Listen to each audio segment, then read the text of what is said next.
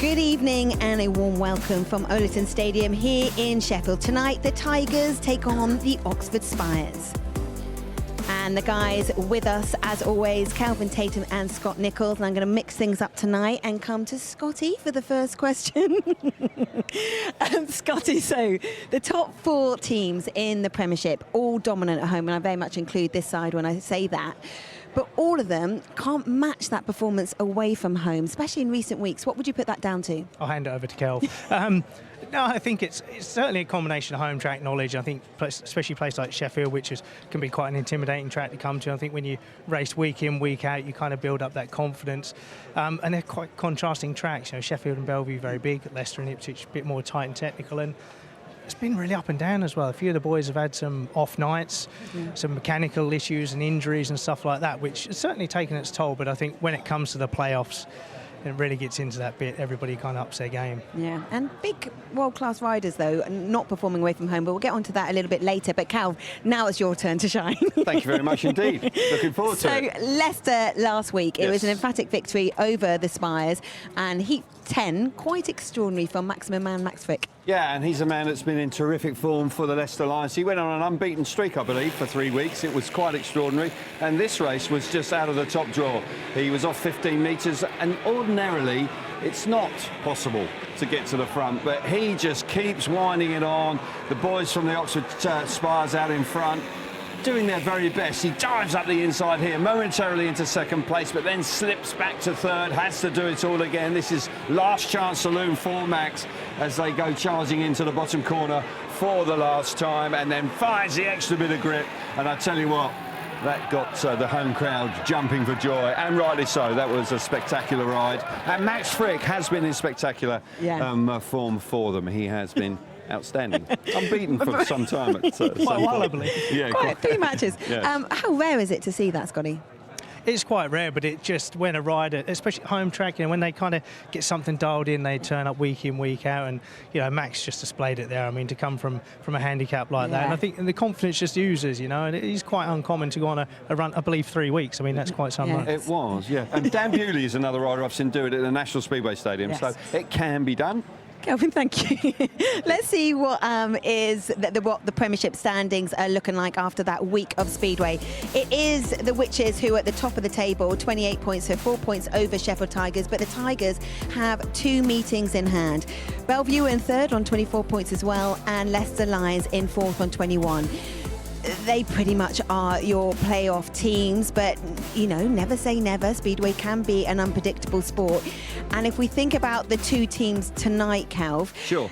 Let's start with the visitors and the Spires. It's been a tough season for them, but we did see them push the Witches to a last heat decider last week. We did. They just came up short, which was heartbreaking for them. And they were 10 points down for nearly half the match, and then turned it around in the second half and really put pressure on what I consider the favourites for the title in 2025. So they've got something there, but they just need to try and get to winning ways. It came just up short. They got beaten heavily here in the first round of the A fixture, so they'll be looking to do a little better than that. Let's have a look at the team from the Oxford Spires. Janowski, of course, world class. He leads from the front. The Australian Tungate at number 2. My man to watch tonight, Abby, is Charles Wright. He needs to improve. Antivulis coming in for Craig Cook at number 4. Eric Riss, we send our best wishes to Eric. He still has health issues. Peter Kilderman, a Grand Prix rider now at number 6, who went well last week, and Luke Colleen, who didn't, but tonight is another opportunity for him. Charles Wright, of course, former British champion, the wild card for 2 Grand Prix this year in Manchester. Yeah, he was brilliant in that British final. Now, the home side, they are particularly good around here. Yes, absolutely. Owlerton is a big, fast, wide track, and Jack Holder, of course, a Grand Prix winner in 2025. He leads from the front. We've got Anders Rowe, another rider that's beginning to really develop nicely. Josh Pickering is he's full of charisma and has lots of energy. He captains the team. Louis Kerr and Justin Sedgman came in to replace Ty Woofenden. We've got Chris Holder, who's doing a great job down at number 5. And my man to watch is Leon Flint. He had a nasty shoulder injury, and he's back, and he rode at the weekend. So I'd like to think that there he is, and he's a rider that's got lots of potential, and down at number 7 he can take plenty of rides. And he's been around for a while, hasn't he? Yes, he was a teenager when he started. He's a slow burner, and he's getting a little bit better, and I think there's more to come from him. There's more to come from you tonight. Thank Thank you. you, Cal. Enjoy commentating. This is one of my favourite moments of the week. Let's join Scotty Nichols now for the coin toss with the captains. Yeah, thanks, Abby. It is a coin toss, and as proved, it's quite problematic sometimes. But I'm going to come to the Sheffield captain first, Josh Pickering. Josh, been convincing at home, unbeaten so far, convincing win over the Spires earlier in the year. But when you come up against a team like Oxford that are struggling, does that change the demeanour in the team at all? Not completely. You know, they've got a great team, and you know, like you, as good as anyone, you should know yourself that you can never underestimate your opponent. And we're going to have to be making sure we're firing again tonight. It's our first full 1-7 we've had in a fair few weeks, with I was missing from injury, then Jack was missing from family issues, and then Leon was out with his shoulder. So I know we're going to be thankful to get going again with our number, you know, our full 1-7, and we have been quite dominant at home, and hopefully we can do the same tonight. Okay, let's see if that dominance continues. Magic from the Spires. It's been a tough season, but here at Sheffield it's a big fast track, probably a bit more like what you and a few of the boys are accustomed to back in Poland, so hopefully a better night for the Spires. Yeah, we come here with good attitude, but I will never compare that track to any of Poland. I cannot even think about any of Polish track close to this one. It's more narrow. It's pretty fast, so I hope from the beginning we're gonna find some good setup, and we will be able to race good against homeboys. So I hope we can show some good racing. Well, let's hope you're fast. I am going to delegate the coin toss because I'm terrible at it. I'm going to hand the pressure to Josh. If you could flip, if you could call while it's in the air, please, Magic. Heads, please. Magic calls heads, and it comes down heads. So your choice, Magic. Is it heat 1 or heat 15? Heat 1, 1 and 3. Okay, there you go. The Spires go for heat 1. 1 and 3. Took me out of the coin toss. The coin toss was easy. Now I get taken out. Back to you, Abby. I told you it's one of the best moments of the whole week. I've got Peter Schmoke just next to me who's just watched that, and he is also laughing hysterically. Scotty, it's just such a brilliant moment. Okay, here in Sheffield, we have got a slight shower. There's a beautiful rainbow in the sky. Hopefully it's just passing over. Obviously we've had such incredible sunshine here in the UK. We have got more speedway happening across the country tonight. At the National Speedway Stadium is Dave Rowe, and it is Bellevue versus Leicester. Here's Dave with the team news.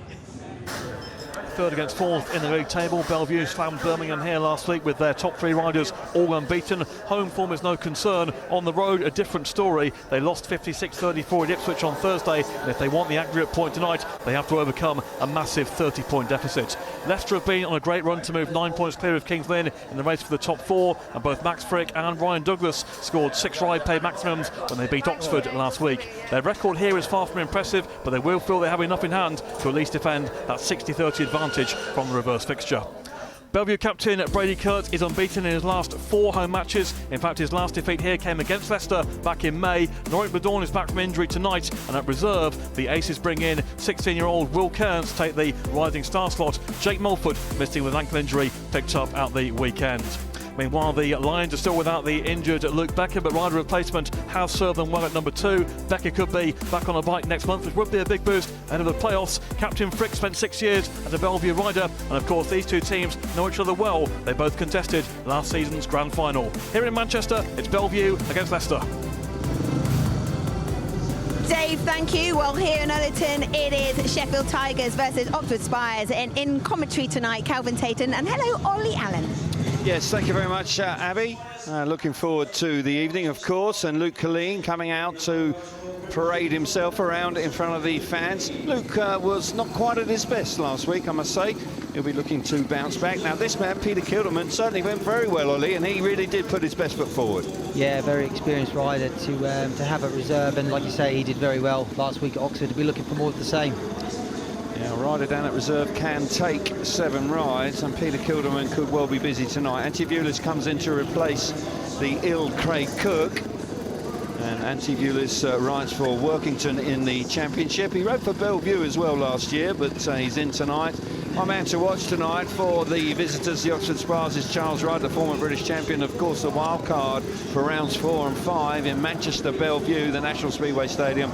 Charles needs a big performance here this evening. He'll be keen to do so. Rowan Tungate, who had a bit of an up and down night last week at home, started with a primary chain that broke in his first ride, and then was involved in that bit of chaos in heat 15 the first time around. But Rowan can be lightning fast, and this man who had a disappointing meeting last week at Leicester is looking to bounce back.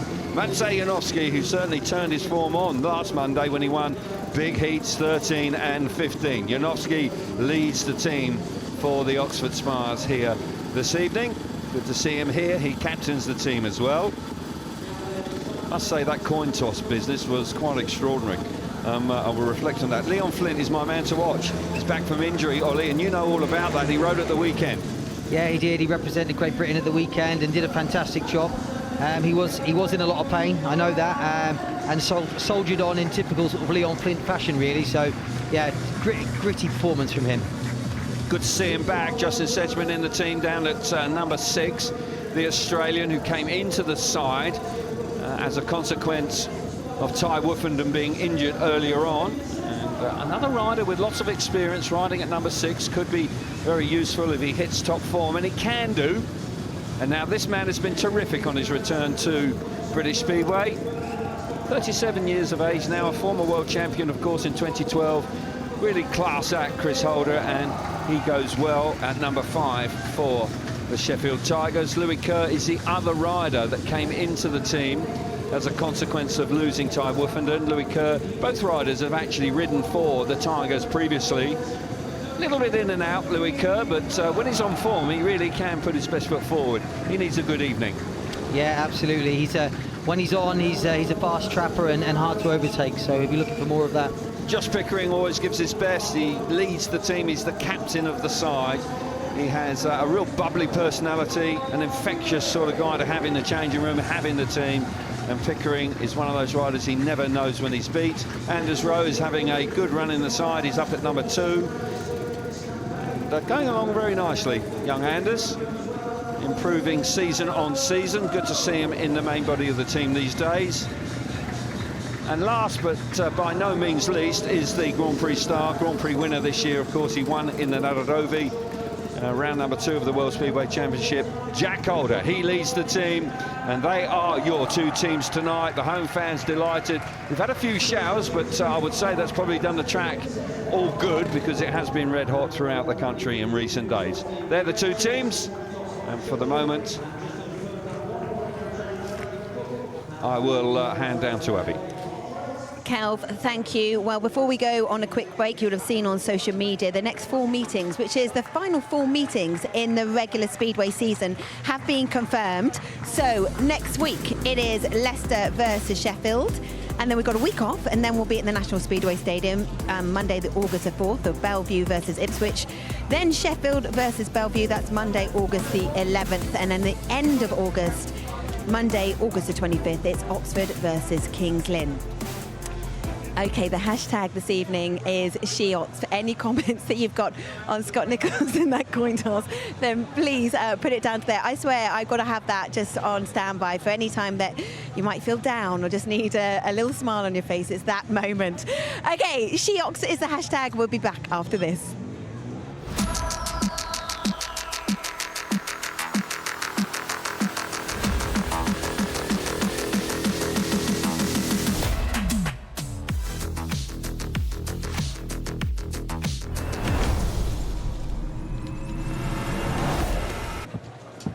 Welcome back to Owlerton Stadium. Tonight it's Sheffield Tigers versus the Oxford Spires. We're about to get underway with Heat 1, and Oxford Spires, they have got a mighty contest on their hands, because the Tigers are looking for 8 victories from 8 here at home.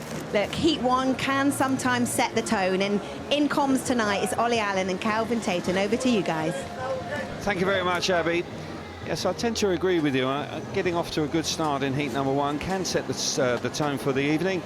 And Maciej Janowski and Rowan Tungate, the Oxford Spires won the coin toss and took gates 1 and 3. And Ollie, that could be significant to enable them to get away sharpish here in the first race. Yeah, gate one's normally a little bit of an advantage in heat one, and by choosing those gates, they will get 1 and 3 times in the first 4 races. So that will be, hopefully, it'll get them off to a good start. That's certainly what they'll be looking for. So Rowan Tungate just taking his time to get himself ready for the opening race. He was unfortunate last week at home when he had a primary chain snap and he ran out of puff. And Rowan Tungate, who is a experienced rider these days, he's 35 years of age, he's been around some time, and he's making his way down to gate number 1 now, and the action is not too far away. Track looks in tip-top condition, bit of cloud cover as well, so the moisture should retain in the surface.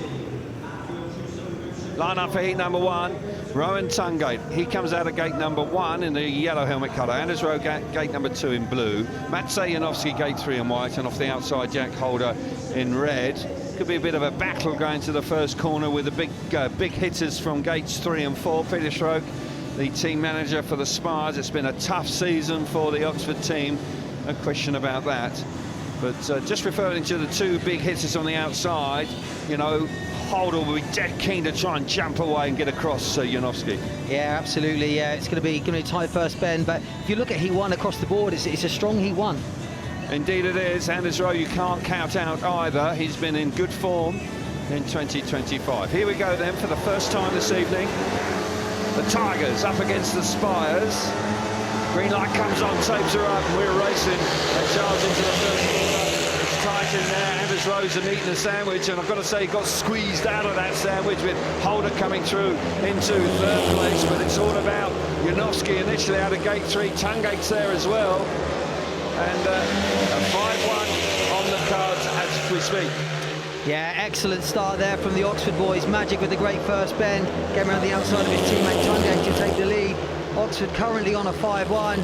Jack Holder giving chase to Rowan Tungate, putting him under plenty of pressure. He dives up the inside into turn 1. Tungate holds on. Out in front though, Matsej Janowski has made a smashing start here in heat number 1. And Rowan Tungate is having to ride a defensive line with Jack Holder literally crawling all over the back of him. It's not too much longer to go, but this is exactly what we were speaking about. The Oxford Spires needed to get off to a fast start, and they are here in heat number 1. Brilliant ride from Janowski. Rowan Tungate hangs on in 2nd place. A frustrated Jack Holder back in 3rd, but for Peter Schroek, that is the perfect start to the evening. A big 5-1 to the visitors. Gates 1 and 3 working a treat. Anders Rowe was tight in that first corner. But Matsej Janowski certainly getting away to a flying start here tonight in Owlerton. Matsej Janowski 3 points out in front, 2 points for Rowan Tungate, 5 points in total to the Oxford team. Jack Holder 1 point in 3rd, and Anders Rowe misses out in heat number 1.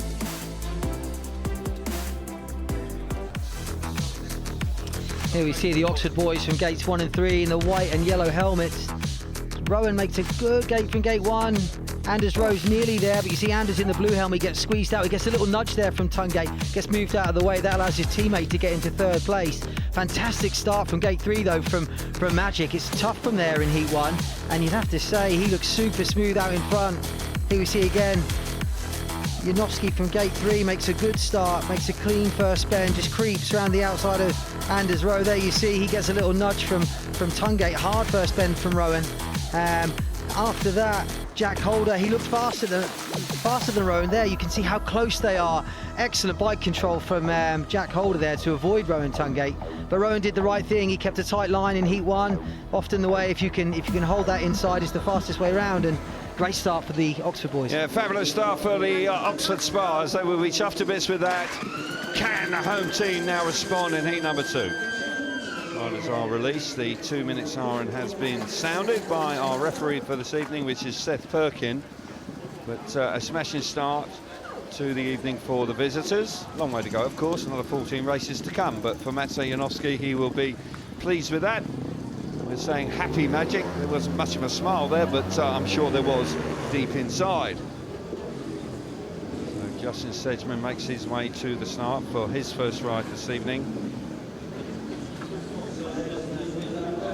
So the line-up for heat number 2, Justin Sedgman goes from the inside in the red helmet colour. Peter Kilderman, who was in good form last week at home, he comes out of gate number 2 in white. Gate 3 in blue is Leon Flint, back from injury. And Luke Killeen will go from the outside in the yellow helmet colour.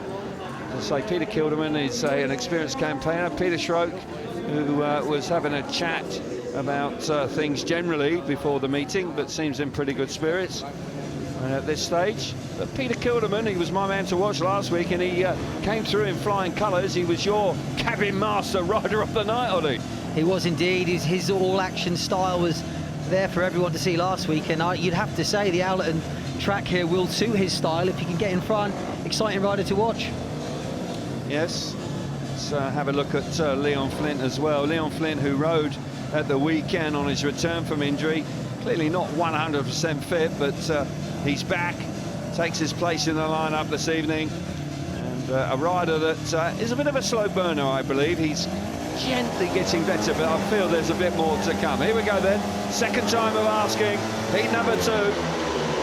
We're roaring into the first corner. It's the Tigers this time. Out of gates 1 and 3. Round and hitting the front this time is Leon Flint. Smashing first turn from him. Justin Sedgman allowing his teammate to come round the outside of him. He's in second place. We've got Luke Killeen now, who's come through into third place, but pretty much gates 1 and 3 working a treat for the home team in heat number 2. Yeah, same as heat 1. Like you say, gate 1 and 3 working well. Great first corner from Leon Flynn, and excellent teamwork from Sedgman to allow his teammate around the outside. Peter Kilderman now gets into third place, and he's taken up the chase after Sedgman. He seems to be settling in. He's moving on to that outside line and starting to pick up a little bit of pace, but is he going to run out of time? Well, quite possibly. Kilderman working hard back in third place. Got to say, Leon Flynn on his return to the Tigers lineup is looking set for a win. Kilderman, one last chance as he roars into the bottom corner on lap number 4 of heat number 2. Looking like it's going to be, yes, it's Sedgman who holds on.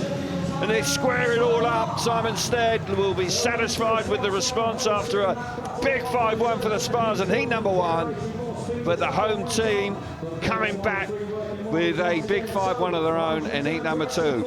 The man to watch, Leon Flint, starts in fine style here tonight, and it's 6 points apiece. The result for you of heat number 2, Leon Flint smashing first turn, 3 points for him out in front. Justin Sedgman hanging on in second place, 2 points. 1 point for the hard-charging Peter Kilderman, and Luke Killeen misses out in heat number 2.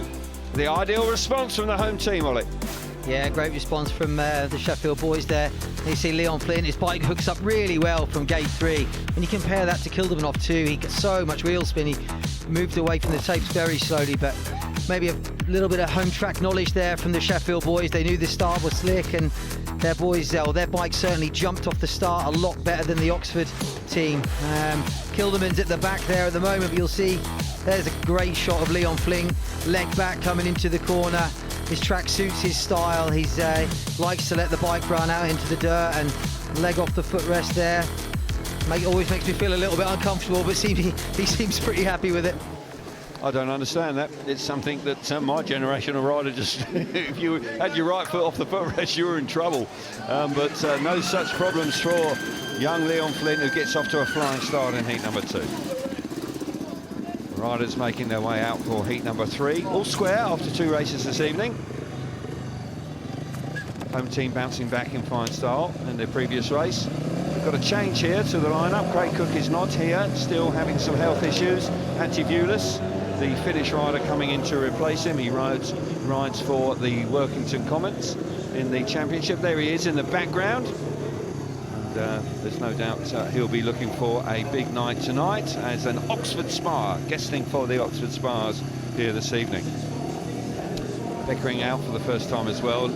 I enjoy watching Josh Pickering. He's an eye-catching rider. There's no doubt he is always putting his best foot forward. So the line-up for heat number 3, Charles Wright, my man to watch for the Spires this evening. He goes from the inside gate in the white helmet colour. Louis Kerr coming out of gate 2 in blue. Antivulis out of gate 3 in yellow, and off the outside in red helmet colour is Josh Pickering. Pickering is a smashing bloke to have around, but I've got to say, Charles Wright hasn't had a great season for the Spires, But here this evening, you've got to believe that these sort of conditions should suit him. Yeah, he'll fancy his chances off gate 1 here. Yeah. It's the type of track that suits Charles Wright. He likes the big, wide open spaces, and I think if he hits the front, it'll certainly be hard to beat. Yeah, I think Josh Pickering will have to work hard, but I don't think Pickering knows any other way. Simon Stead, some concentration on his mind. Playoffs, of course, are not too far away, building up to them. Sheffield are going along nicely. They are hard to beat here in the league, that's for sure.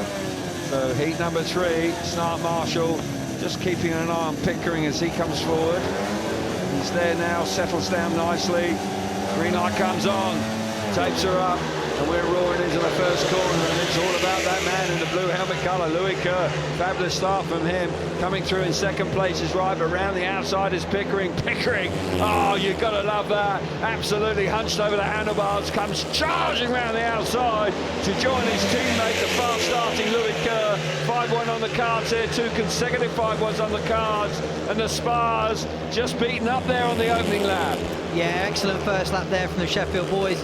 Louis Kerr made a great start from gate 2. He clamped Charles Wright onto the curb, and Pickering with a bold move round the outside. He's out in that dirt and he's stretching his lead now. He looks very impressive, Josh Pickering. Got to say that Louis Kerr was aware that he was coming, but Pickering's speed is lightning fast. He's got speed to burn out in front. Spires have got no answer here in heat number 3, and the home team, after a bit of a shock in the opening race here this evening, have bounced back with 2 consecutive maximum scores.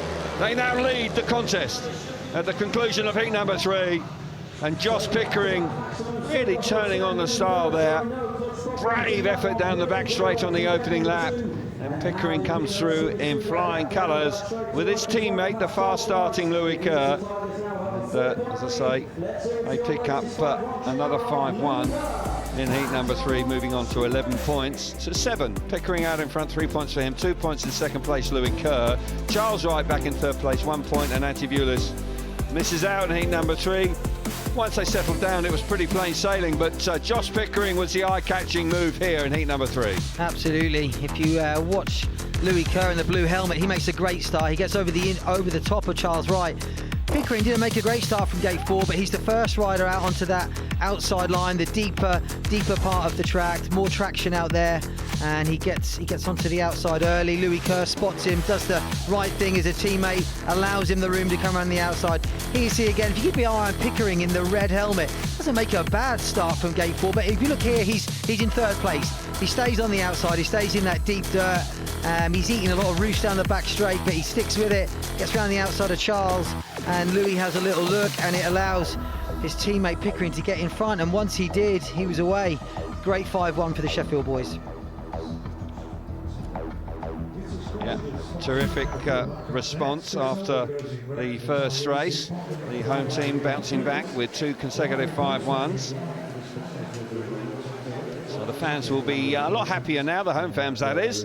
They will have been a little bit concerned after the first race where the Oxford boys rode superbly well. Now, this is heat number 4. We've got a couple of changes on the home team. Of course, they got rider replacement for number 5. Rowan Tungate will come in here as the rider replacement for Eric Riss. And there's already at this early stage that Peter Schroker's made a change, a reserve replacement here. Peter Kilderman will come in to replace Luke Colleen in heat number 4. So a double change here for the Oxford Spires. There's Tungate just getting himself ready, and Peter Kilderman, who was out in heat number 2, just scored 1 point but showed some speed. Can you understand the thinking? Obviously Rowan Tungate had to take the ride at some point, but Peter Kilderman, the change with Colleen. Yeah, I can. I think he's got gate 1, so why not use him now? He looked fast in heat 2. He just made a bad start. If he can rectify that, then it's a good move. So there he is, the man that Ollie's just been chatting about. Peter Kilderman already doing a bit of investigation on the track surface for down on the inside. Unusually, actually, that starts aren't ripped here before the start of the meeting, so probably a little slicker than most of the riders are accustomed to. So the lineup for heat number 4 is Peter Kilderman, the reserve replacement on gate number 1 in yellow. Gate number 2 in blue is Leon Flynn. the winner of heat number 2. Rowan Tungate, the rider replacement, comes out of gate number 3 in white, and Chris Holder, first rider of the evening for Chris. He will go from the outside in the red helmet cutter. Now, Chris Holder, class act, we know that, world champion 2012, but on his return to British Speedway, has done a fine job. Yeah, he's been a fantastic signing for Sheffield, and I know from speaking to Simon Stead, he's really happy with Chris. Great team rider, good to have around the camp, and yeah, a good performer, good average, he's riding well. Simon looking very stern there in the pits at some early days, of course, but he'll be a little happier about things. There we see Leon Flint, who started in fine fashion in heat number 2. Can he replicate it here in heat number 4? Gate 2 this time. Here we go then. Green light comes on, tapes her up, we're racing. Flint's made a good jump. Can he quite get there? Yes, he will. Tungate's in the thick of the action. Holder's been charged out of it because Peter Kilderman's got into it. Look at this move from Tungate, trying to get up the inside of Leon Flint. I tell you what, if Leon Flint is in pain, he's not showing it because he's looking good here out in front. Tungate giving chase back in second place, and Chris Holder is at the back, a shared heat right now. Yeah, excellent start there from Leon Flynn. Turned the sort of books on their head, really. Great start, and he's looking fast in front. Tungate pressured him for the first lap, but now the race has settled. Leon settled on that outside line, and he's starting to stretch his lead. Big surprise here, Chris Holder at the back. Yeah, just couldn't get out of gate number 4. Was a struggle for him, but no such struggles for Leon Flynn, who has started this evening absolutely foot perfect. 2 good starts, looks like he's got a bit of speed. Body language on the bike is all good for the young British rider. He charges out of turn number 4. He sees the checkered flag first. He was charged home and chased home by number 2, the rider replacement rider, Rowan Tungate, and Chris Holder couldn't quite get amongst the points, so he evens Stevens in heat number 4, 14 points to 10. Terrific ride from Leon Flint, who remains unbeaten from his 2 rides so far this evening. 3 points for Flint out in front. Rowan Tungate coming through in second place. 2 points, 1 point for Peter Kilderman, and Chris Holder misses out in heat number 4. This is all about Flint initially. He's a little bit untidy to the first corner, but he gets it all under control at the right time and rides strongly in front here. Yeah, if you watch Leon Flint in the blue helmet, like you say, he was a little bit untidy, but his bike reacted well. That was the most important thing. It hooks up off gate 2. He drops the clutch. The bike's driving, wheels wanting to lift all the time, so that's a good thing. Peter Kilderman, on the other hand, made a shocker from gate 1. Didn't move, dropped the clutch, loads of wheel spin again. So he'll be looking to rectify that in his next ride. It's not good to get caught out twice by it. He's going to have to change things there, I think. A shocker. Okay, it was a love shocker. it. Anyway, far from being a shocker is Leon Flynn. Okay, let's get some reaction now with Abby. Guys, steady, a good start to the night. Oxford, though, have come and they're playing a bit of a tactical game. Peter Schroek said ahead of time they're not coming here to make up the numbers. Well, you never expect that, you know. It's always going to be tough. Like, we've been a bit unsettled recently, and I feel like finally we've got a 1 to 7 back. You know, we've just been struggling with injuries at the moment, and I think we'll go into the meeting. I think it's been a positive start, a couple of little tweaks, and yeah, we should be all firing. And Leon Flynn, really impressive. You know, when you think of Rowan Tungate, he's an experienced campaigner. I've been missing him, really missing him. So like I said, he's been 1 step forward, 2 steps back at the minute. We've sort of lost Jack for a meeting, we've lost Leon for a couple of meetings, so it's just been a lot of unbalance at the moment, but it's nice to get all 7 back. Anders has picked up a bit of a knock in the first heat, so hoping that we've got an ice pack on him at the moment and hoping that he's all right, but you know, it's just one of them things. That's so tough when you're just saying you've got your 1 to 7 back. Exactly, like I said, it's just one thing after another at the moment, but look, these challenges, you know, we've got to work through them, whether that be with Anders tonight or whether we've got to use IRR or what have you. We'll have to do the best we can, but at the moment, see what a bit of treatment will do, and hopefully it's back. Steady, thank you for chatting. We're going to take a short break. That hashtag tonight is SheOps. Any questions you've got for Scotty, I'll ask them later on the show. Join us for Heat 5 after this.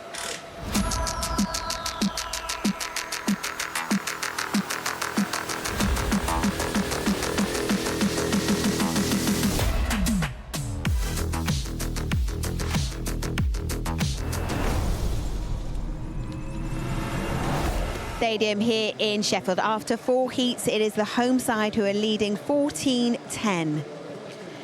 And the other meeting that's taking place, well, there's a couple this evening, but the one we're covering is at the National Speedway Stadium. It's Bellevue versus Leicester. Here's Dave Rowe. Well, the Bellevue Aces have been very strong on their home circuit in recent weeks. They've been in dominant style against Bellevue, against Birmingham last week. And this time tonight, it's not gone quite their way in the early stages because Brady Kurtz in red, who has had 19 successive race wins or paid wins around his home track, finding himself outgated in the opening race by Max Frick and Drew Kemp, who came in after Carl Howarth touched the tapes. Although Brady Kurtz came through into second place past Drew Kemp, his winning run around this circuit has been brought to an end by Max Frick. 4 successive maximums or paid maximums for Kurtz at home, but not tonight as he won. He was second in Heat 1, and in Heat 4, Dan Bewley in red touching the tapes and being sent back 15 metres as a result. Now, we saw Max Frick come from the handicap on Thursday at Leicester, but on this occasion, Dan Bewley could not do it against Sam Masters and Drew Kemp, and Leicester have made a very encouraging start to the meeting here in Manchester tonight. It's 4 races gone. It's Bellevue 11, Leicester 13. Dave, thank you. Well, it's been an encouraging start for the home side, but Anders Road did take a nasty knock. Scott, have you got an update? Abby, he's sitting in the corner there. He's obviously got a nasty knock on his elbow. In the first turn where he collided with Rowan Tungate, his elbow's got wedged under the tyre there, so he's got a nasty old graze and dent in the back of his arm. He's obviously sitting there. His dad's giving his old arm a good old pull around, so Dad's giving him the nod, and Anders is focused on what he's doing, but I believe he's going to give it a go. So, yeah, nasty one that, but over you to Abby. Impressive stuff. Okay, so all you motorsport fans, we've got Speedway tonight, we've got MotoGP this weekend. After a 4-year absent, Bruno returns to the MotoGP calendar. Championship leader Marc Marquez has fond memories of the Czech city, having won this race 3 times previously. We'll have every session live for you with the main race coverage from 12:15 on Sunday on TNT Sports 2 and Discovery Plus. Let's resume the action here in Owlerton. It is Heat 5 and it's Ollie and Kelv.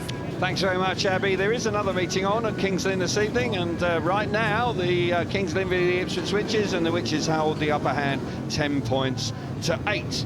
That's after 3 races. So heat number 5 here at Owlerton is Josh Pickering, a fine ride, his first ride. Goes from the inside the red helmet colour. Gate number 2 in yellow is Rowan Tungate. This will be his 3rd race. It's a busy man. Coming out of gate number 3 in blue is Louis Kerr. And Matt Janowski will go from the outside in the yellow, or excuse me, the white helmet colour. It's known that Matt Janowski and Rowan Tungate got off to a good start out at gates 1 and 3. Gates 2 and 4, maybe a little bit more of a challenge. Let's see how they get on, hey, Adley? Yeah, it will be a little bit more of a challenge than 1 and 3, but I do think the gates have evened themselves out a little bit. I don't think they're as dominant as they were early on. So, yeah, I think they'll fancy their chances, especially after the opening 5-1. Anders Rowe just preparing himself for the next race, which is good to see. Didn't see what happened to him in the first corner. It was close. He was the meat in the sandwich, but good to see that he's going to continue racing this evening. There he is, just preparing himself for the next race, not Heat 5, Heat number 6. So this is Heat 5. Riders are at tapes, just taking their time to get ready. So 2 big 5-1s and then a 3-all in Heat number 4. Has left it as a 4-point lead to the Sheffield Tigers. Riders taking their time to come forward. No real rush here. Matt Janowski, who started with a really good win, actually. He looked pretty impressive. He didn't just hit the front, he cleared off out in front. Can he do it again from gate 4 in heat number 5? Here we go. Tapes are up. And we're away. Tungate's made a lovely start. He gets to the first corner in front of Pickering and round the outside. This pairing coming on strong for the Spires. And Janowski really looking good down the back straight.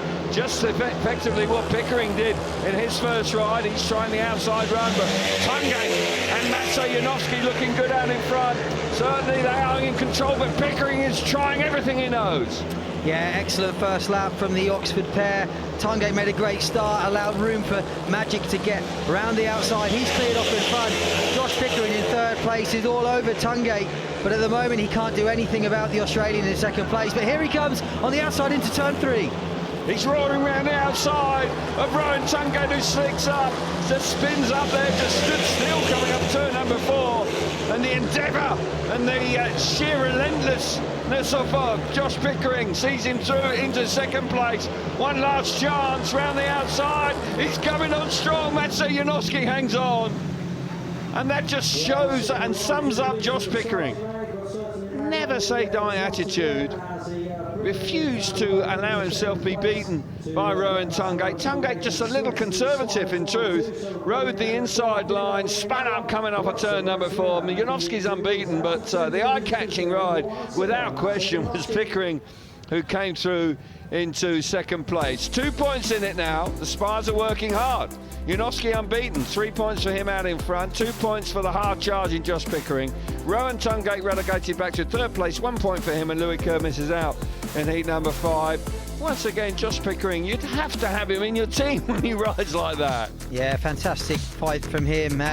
Here we see Magic and Rowan make the start. Rowan makes an excellent start from gate 2, clamps Pickering down on the inside. He has a little look, he knows his teammates there. Magic's out on that fast outside line. Now as the race goes on, Magic is on trouble, he stretches his lead. Here we see again Tungate, excellent trap from gate 2, he gets over the front of Pickering, and that then allows Magic to sort of ride where he wants on the faster part of the track. Like I said, he stretches his lead out front. Tungate then, as you said, Kelvin, does ride conservatively. Here at Sheffield, you have to be in that dirt line on the outside. There you see Pico on the outside there. He's 2-3 metres wider than Tungate, and Tungate's just getting too much wheel spin. And here we see the last corner. Pickering didn't give up. Once he got into second place, he carried on, and you see him shaking his head as he crossed the finish line there. He wanted more. Indeed he did. And it was a fine effort, but Janowski just coming out on top. We do have rider replacement here. Looks like just need to...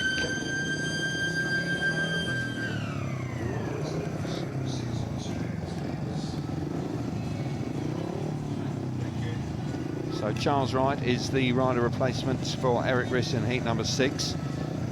He will be on gate number 1. Jack Calder looking for better. He dropped a couple of points in his first ride. Gate 4 was quite a challenge, but Rowan Tungate and Maciej Janowski getting the better of the number 1 man for the Sheffield Tigers in his opening gambit. Can he respond at a gate number 2? Line-up heat number 6 is Charles Wright, the rider replacement for Eric Riss, coming out of gate number 1. Gate 2 in red is Jack Holder. Peter Kilderman has been a busy man as well.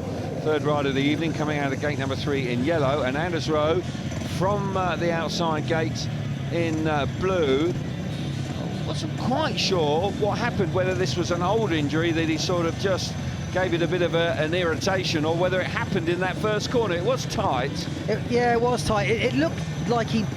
I didn't see the contact. There could have been, because he suddenly moved out wide, so there could have been a touch there, but it doesn't have to be much. If you catch your elbow on a spinning back wheel, then it's going to sting a little. It can be quite uncomfortable. A bit of gardening work going on for Anders Rowe in the blue helmet colour.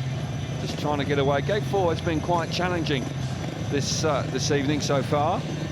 Just 2 points in it. I must say this is a terrific effort from the Spires at this early stage. Jack Holder looking for better, coming out of gate number 2. He could be the danger man for the Spires in heat number 6.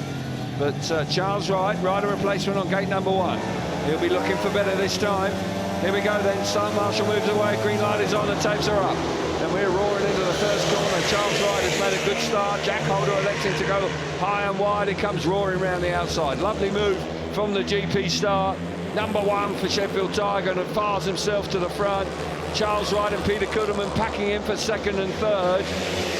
They're looking good at this stage with Anders Rowe at the back, but Jack Holder, you're not going to stop him now. No, great first bend from Jack Holder there. He won the race to the dirt line on the first bend, and once he got into that cushion on the outside, cleared off down the back straight. The Oxford boys in second and third. Kilderman looking all action as normal in third place, but Anders Rowe's close behind. He's not giving up yet. Anders Rowe's got some pace. The man with the best pace of the race, of course, is Jack Holder. I mean, crikey, he is in a different stratosphere, almost the length of the back straight in front. Charles Wright and Peter Kilderman hanging on in second and third. Damage limitation here, shared heat, and there's just 2 points still in it. So this meeting is very competitive and still wide open despite the fact that that man was dominant in heat number 6. Kilderman and Charles Wright hanging on in second and third places, doing enough to just keep it as a 3-all in heat number 6. Simon Stead just keeping an eye on the programme, and his top man wins for the first time here this evening in heat number 6. 3 points for Jack Holder in front, fine ride from him. Charles Wright back in second place, 2 points, 1 point for Peter Kilderman. Anders Rowe misses out in heat number 6. All about the first corner with Jack Holder here. Yeah, it was a great first bend from Jack Holder. If we keep an eye on Jack here in the red helmet colour, it's him and Charles that make the start. Charles has made a good start there from gate 1, but Charles hugs it tight on the first bend. Jack Holder elects to head straight out to that dirt line, and once he gets his back wheel into that heavier part of the track, he then gets the speed to pull clear. Here we see again battle between the inside two. Charles keeps it tight on the inside on the first bend. Jack Holder uses his Sheffield experience to head up to that outside line, gets on that first and sweeps past Charles on the back straight. He was untroubled from there and looked really fast out front. There you see Jack Holder, excellent style, head under the handlebars, out in the dirt. Great ride. Super ride from Jack Holder. We've got a bit of time because Charles Wright's got 2 on the spin. He'll be back out in heat number 7. So Scotty's made his way out on the track. Scotty, what's it like down there? Yeah, I'll give Charles a bit of a breather. He's going to need to hold some energy to hold on out here.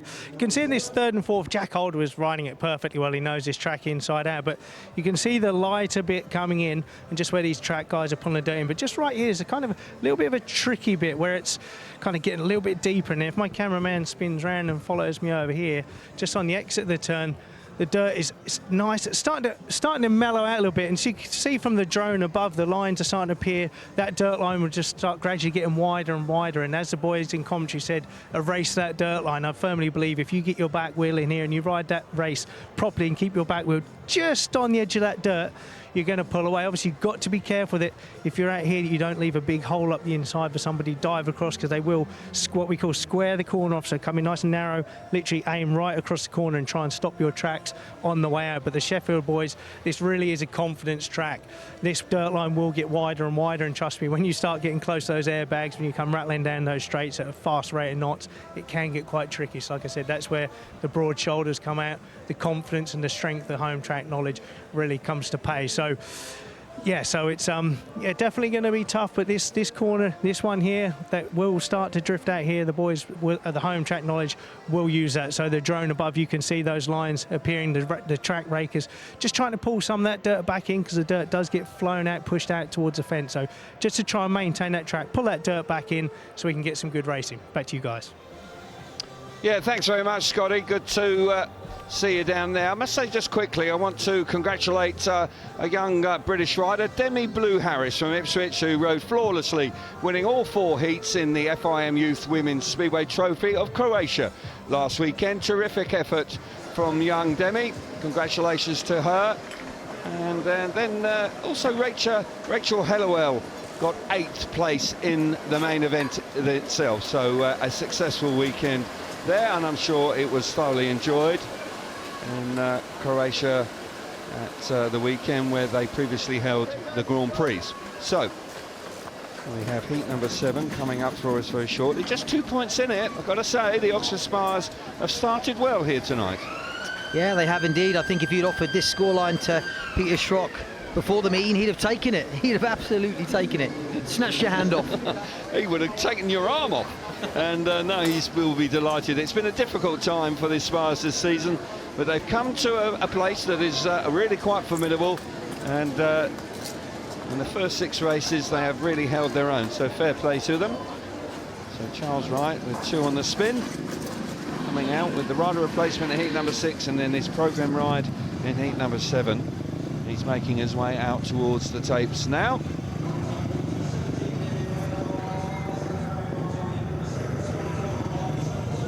Line up for heat number 7. We've got Chris Holder, who failed to score in his first ride. He'll go from the inside gate in the red helmet colour. Gate number 2 for Charles Wright, who's a busy boy this evening in the white helmet colour.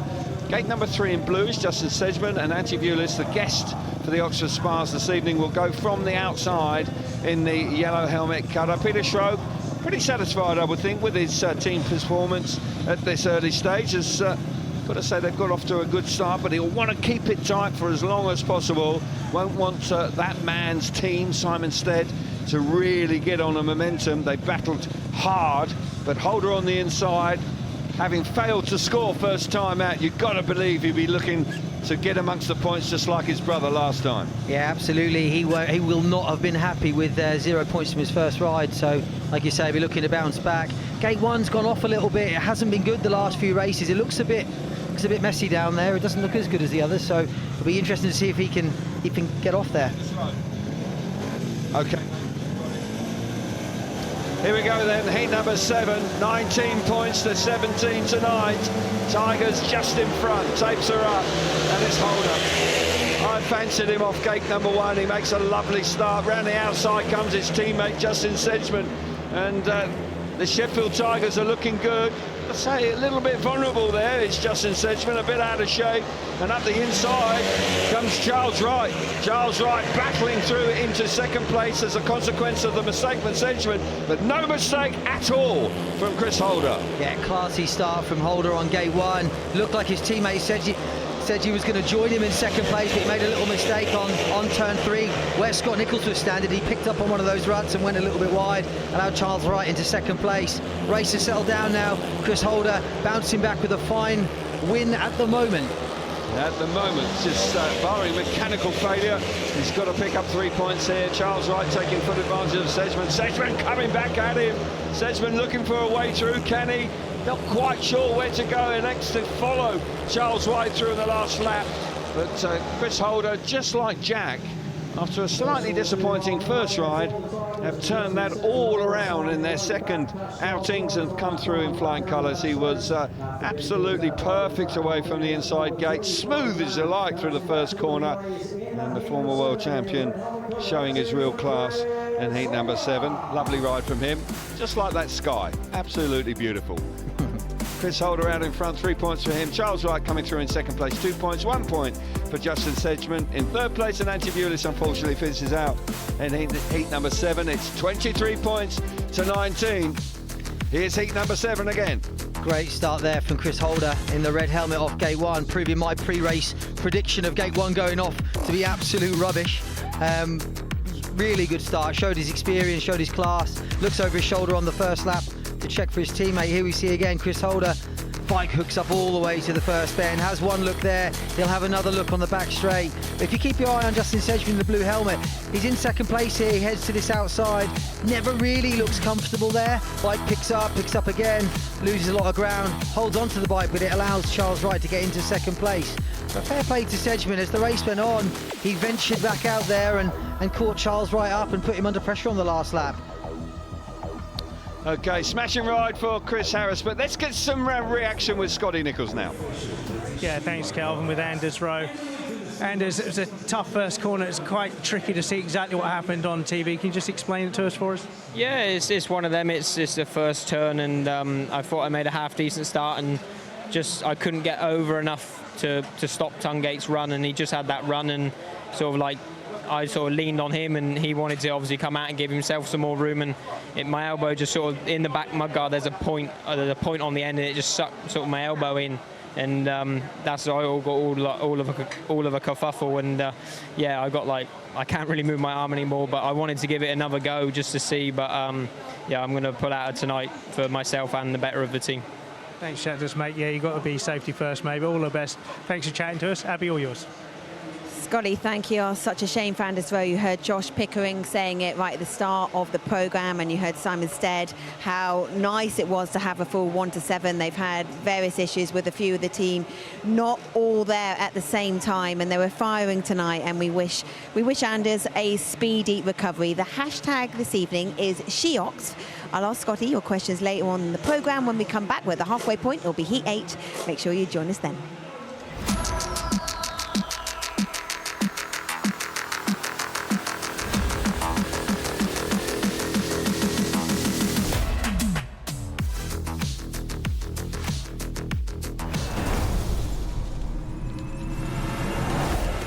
Welcome back to the ROWE Motor Oil Premiership. We're in Owlerton tonight in Sheffield as the Tigers host the Oxford Spires after 7 heats. Just 4 points separating the two teams, 23-19. Oxford Spires really putting in a good showing. Loads of speedway happening around the country. Let's head now to the National Speedway Stadium and to Dave Rowe.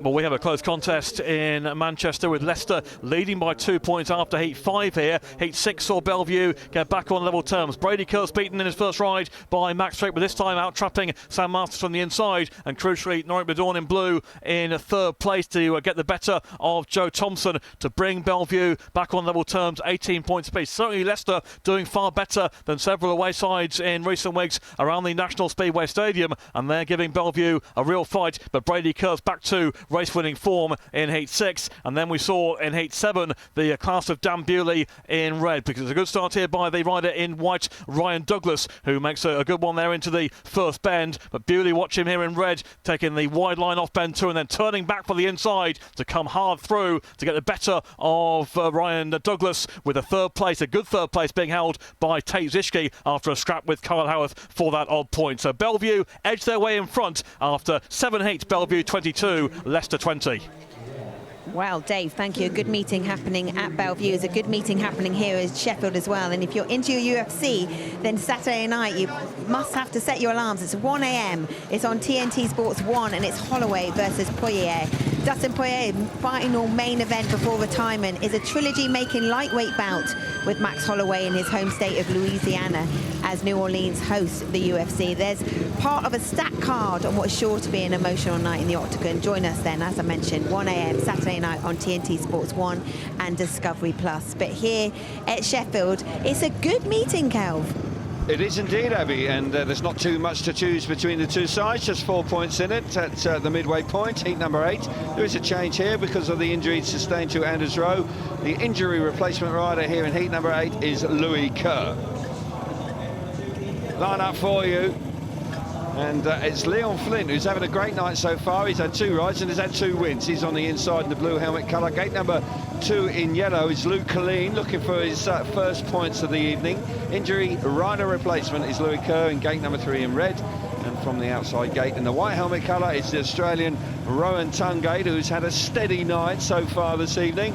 That man will be reasonably satisfied to see a 4-point lead, but got to say, the first encounter between these two teams at this track, it was a 57 point to 33, and so it was a comfortable win for the Tigers. But second time around, I must say the Spires are battling really hard. So a bit of gardening going on.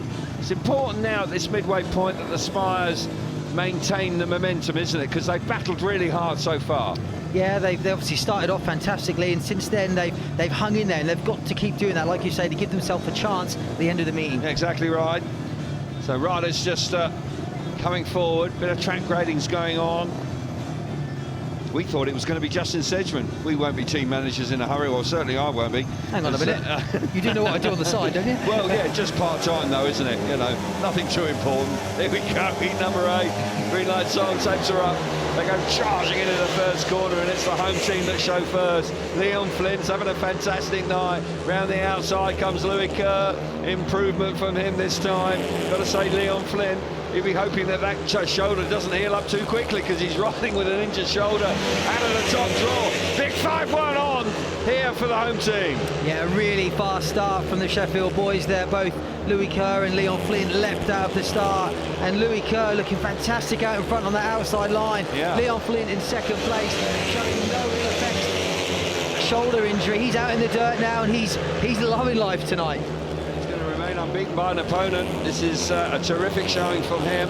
Louis Kerr taking full advantage of heat number 8. A lap to go. Louis Kerr, who's come into the team earlier on this season and turned his form around. Won the league, of course, a few years back with the Sheffield Tigers, then was released, but called back into the team. And rides like that, he'll delight the home crowd. And Leon Flint coming through in second place. They dominated heat number 8. You've got to say the home two there. They really did. They had no answer to Spires. Got to say Rowan Tungate will be a little frustrated about that. It's been pretty good tonight, Rowan Tungate, but there in heat number 8, a ride probably he would focus on and try and pick up the 3 points, but it isn't to be. It's a 5-1 to the home team. Kerr, smashing ride from him, 3 points out in front. Leon Flint back in second place, 2 points. 1 point to Rowan Tungate in third, and Luke Colleen struggling, and he misses out in heat number 8 here this evening. We'll see it again, all about the start. Yeah, Louis Kerr and Leon Flynn, they explode from gates 1 and 3. Louis Kerr had one thing on his mind. He was going straight out to that outside line, out in the deeper dirt. Leon Flynn does the teammates roll and allows room for him on the outside. Great reaction from Louis Kerr.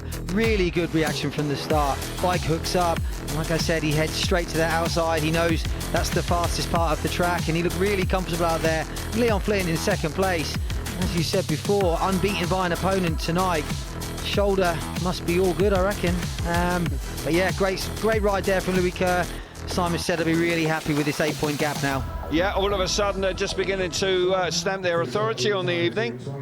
We do have a change coming out in heat number 9 as well. We have a tax sub here with Maciej Janowski coming out for Eric Riss. Not a rider replacement, it is a tactical substitute for Eric Riss. And Maciej Janowski, who has started this evening in fire and start, he's had a couple of rides and he's won both of them. So Peter Schroek throwing everything at it.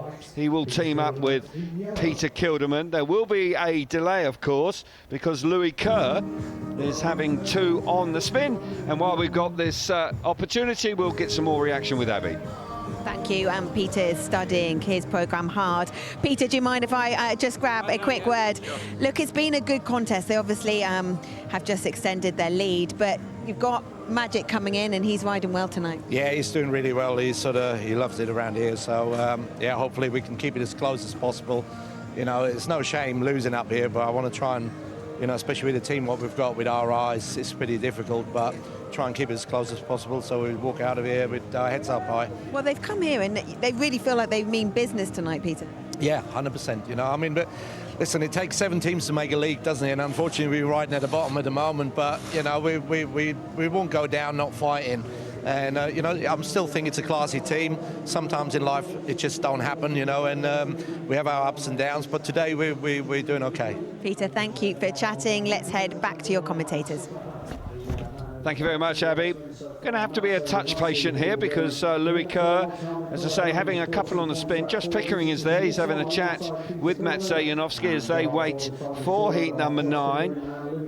Maciej Janowski needs to do the business. What gate's he got? He's got gate 2. We've seen race wins from gate 2. Peter Kilderman off the outside gate, but the real danger man, well, certainly got to say Josh Pickering and Louis Kerr, a winner in heat number 8.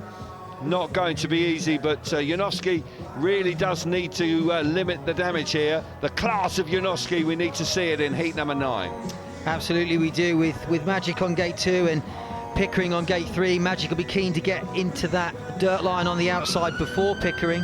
I feel it will be a race to that outside, and whoever gets there first will certainly control the race. Yeah, Peter Kilderman, if he can just get off the start, but the gate number 4 does slick off a little bit. And as I said earlier on, I did notice that they hadn't ripped the starts to generate more grip here. They leave them alone. And the start line is possibly not quite as grippy as you would ordinarily expect to see here in Sheffield. So riders coming out now. As I say, Louis Kerr with back-to-back races. He is back out on track, and Josh Pickering, who's just dropped 1 point so far this evening. A spectacular ride first time out, and then a hard choke. Well, to be honest, both rides were spectacular, and the second place was terrific as well. So they line up for heat number 9. We've got Louis Kerr coming out for 2 consecutive races. He's off the inside in the blue helmet colour. Tactical substitute Maciej Janowski out of gate number 2 in white. Josh Pickering, gate 3 in red, and Peter Kilderman from the outside in the yellow helmet colour. He's had 3 points. 3 rides, excuse me, and he's had 3 points. Busy, but he's looking for better this time.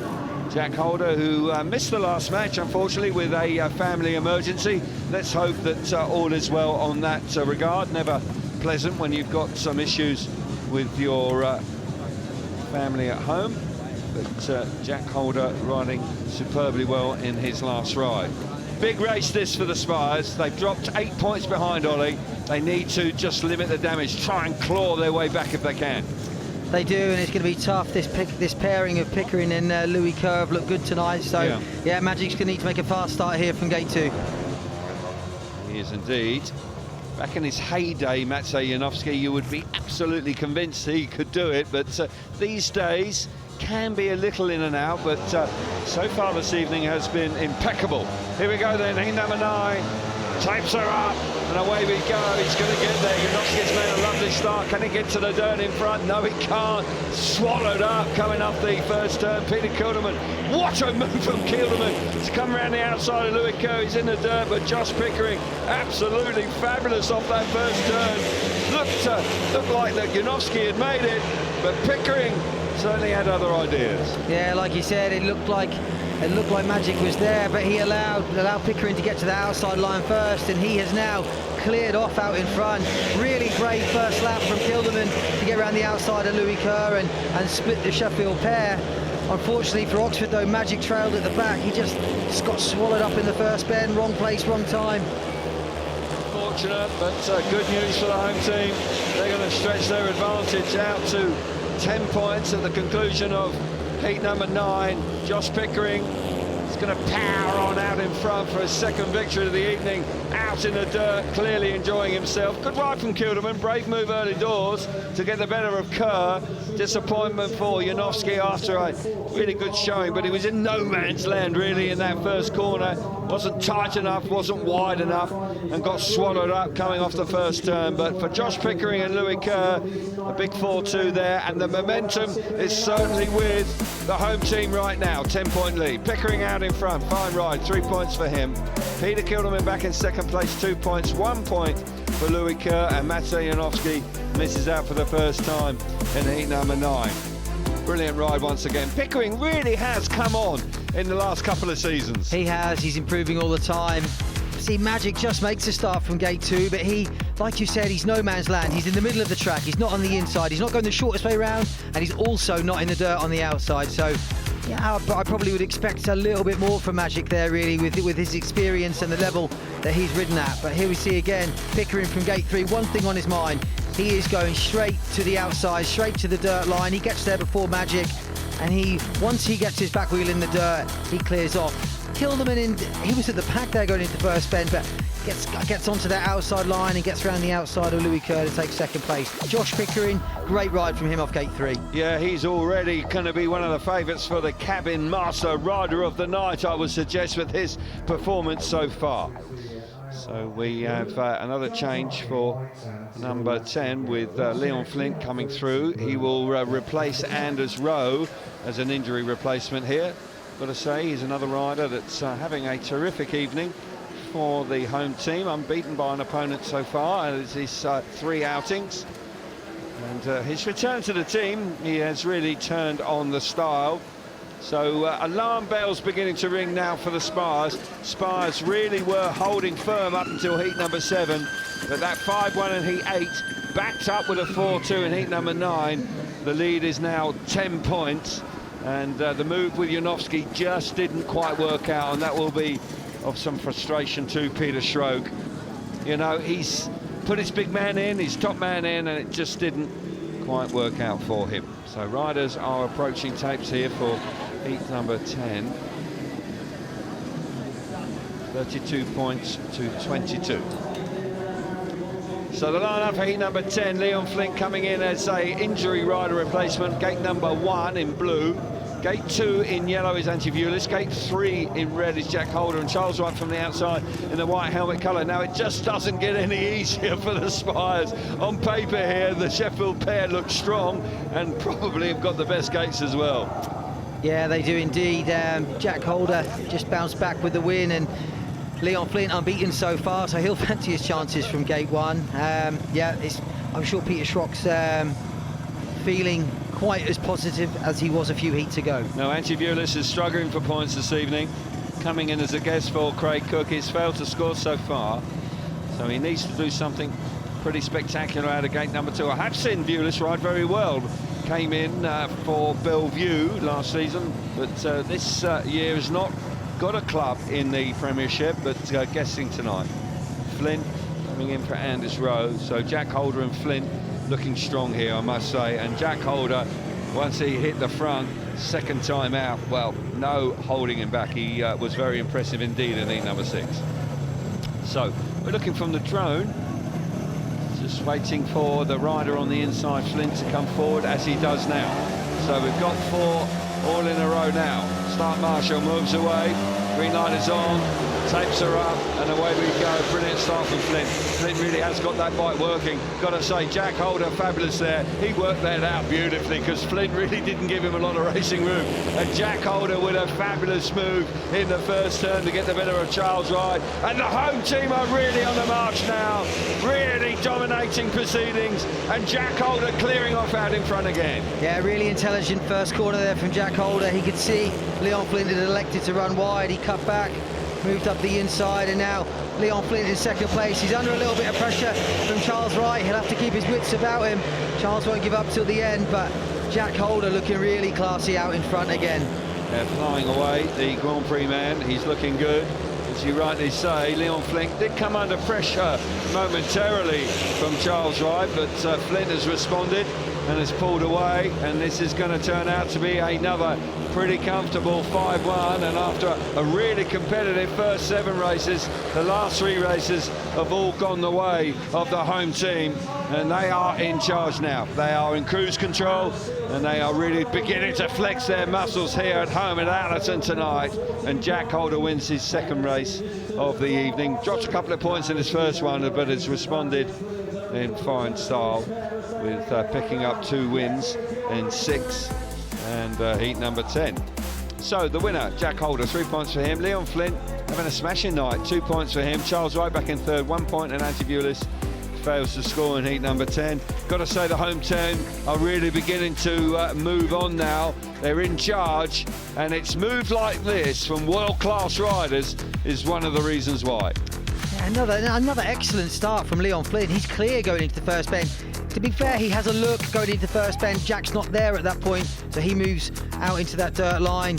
Jack then cuts back, has a look, and you see a really clever ride from Jack Holder. He turns back, and watch him again here in the red helmet colour. Jack sort of second into the first bend, runs wide, then cuts back up the inside of his teammate. To be fair to him, he has a couple of good looks down the back straight and says to Leon, if you want to come round me, your opportunity's there. But Leon says, no thanks, I'll tuck back in, and 5-1 to the Sheffield boys. Yeah, he did come under pressure there momentarily, didn't he? But he responded well and pulled away.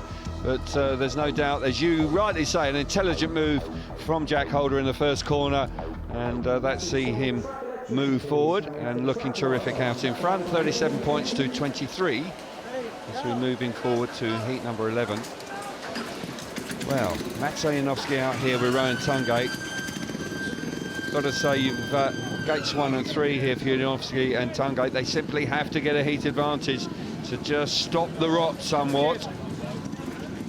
Fabulous view from the drone as we look down on this. Well, this is a track that's been around for a long time. Been a lot of racing around this part of the world, and it's a fast and furious track, that's for sure. Peter Schroep just beginning to scratch his head a touch. Heat number 11, Maciej Janowski out again.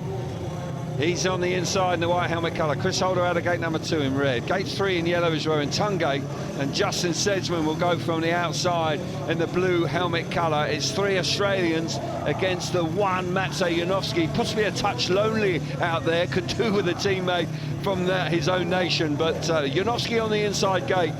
Well, what's he going to do in the first turn? Is he going to go right round the curb, or is he going to run for the dirt?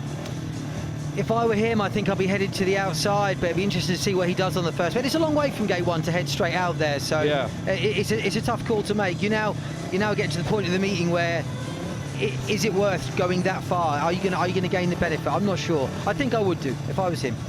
Charge for the dirt. That's what Ollie reckons, and I probably agree with you. But you've got that man who's going to be lurking, and he's pretty savvy. He's been around the block once or twice as Chris Holder, so. There's no doubt that he needs to make a decision. Not the middle of the track. Simon Stead just coming forward. No smiles from Simon yet. Let's hope that we see one or two of those a little later on from him. The riders just taking their time just to dig around on the start line. Tungate and Janowski. Can they do anything about the home team here in heat number 11?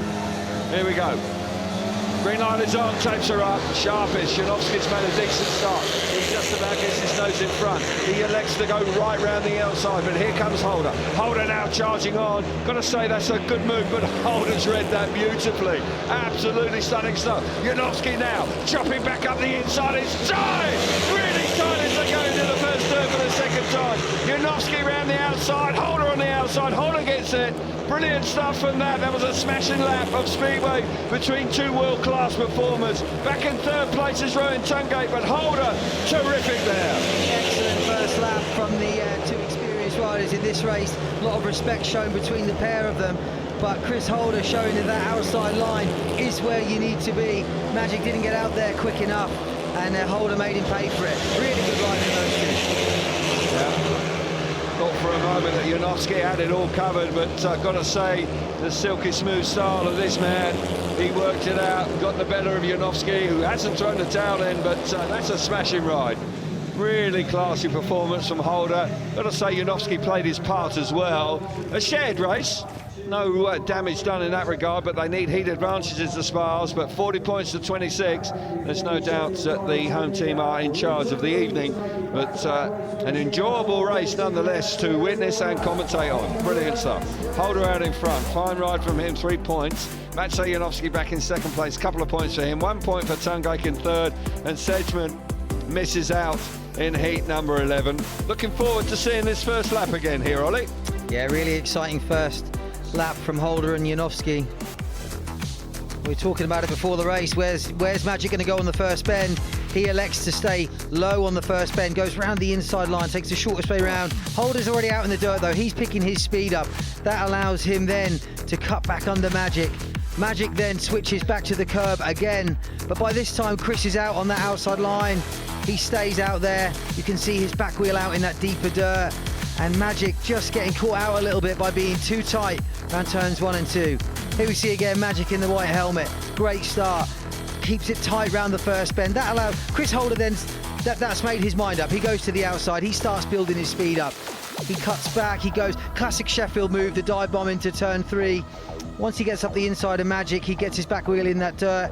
He's not too worried about Magic cutting back because Chris is in the faster part of the track. He stays out there, keeps his speed up, and then once they get on the back straight for the second time, he clears off and then wins. Great ride from him, and great respect shown by those two riders. Fabulous racing there in heat number 11. Let's get down to Evie.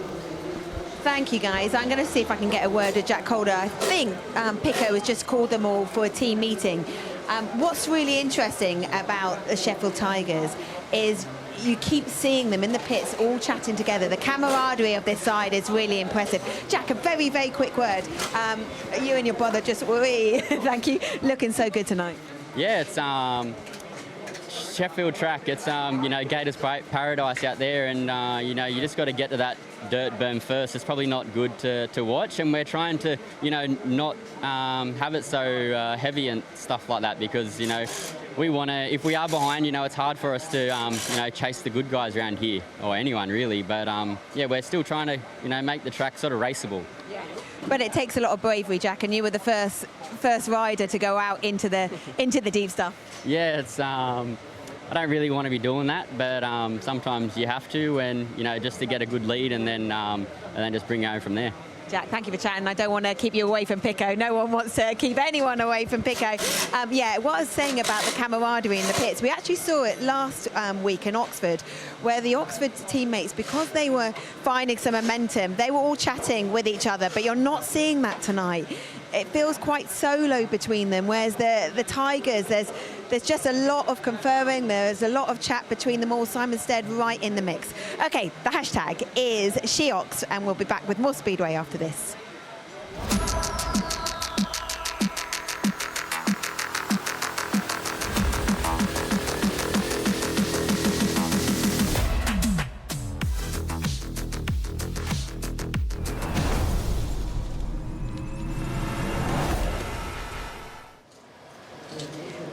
So here in Sheffield, 11 heats down, 40-26. The home side really stretched their lead in the latter parts of this meeting. Let's join Scotty Nichols now and see what pearls Scott has for us. There's not many pearls of wisdom here, but I'm on the opposite turn now, Abby, and just on the entrance to the turn, you saw in that race earlier with Jack Holder and Leon Flint where Jack kind of got loads of grip coming into the first turn and made an amazing cutback underneath his teammate. But you can see there's quite a lot of material here, so if you come into this first turn too deep, like we say early on, it can suck you past the corner. But interestingly, the commentary boys, especially Ollie, was saying about not being stuck in no man's land, and the droners above us. This little bit here is deceptive because they've done the track grade, pulled it down, but all this stuff here is just loose marble. So when the riders are looking from the first turn, they can look at this and see dark material and think there's grip there, but you've got to be very careful.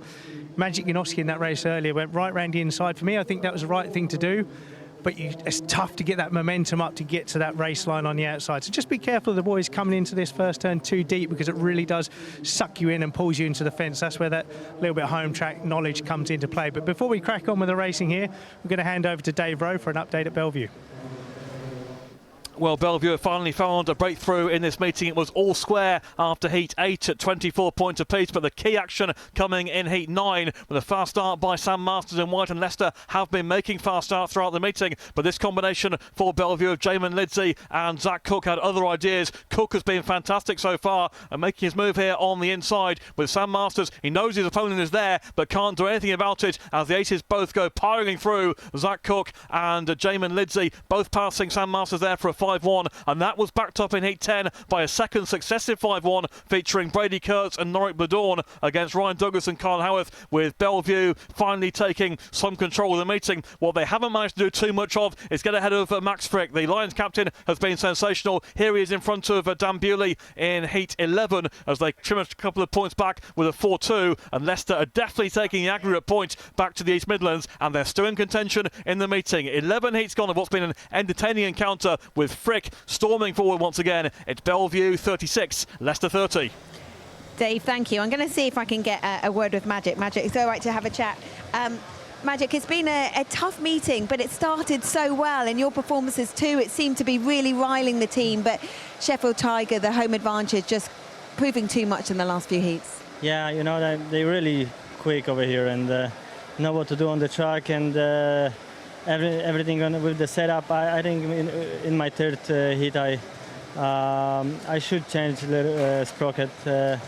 I've done this for my fourth race. It was a little bit better, but yeah, after two I was pretty happy and everything was working, but then everything changed pretty quick. So we need to be focused here and watch what they're doing with the track, because changing a lot.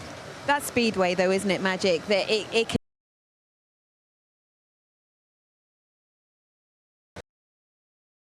Yeah, I don't actually know what it is. Well, just the unpredictable nature of speedway and how a meeting can change very quickly. Yeah, true. You know, after every grading, after a couple of races, track very slick, and the setup was working 3 hits before.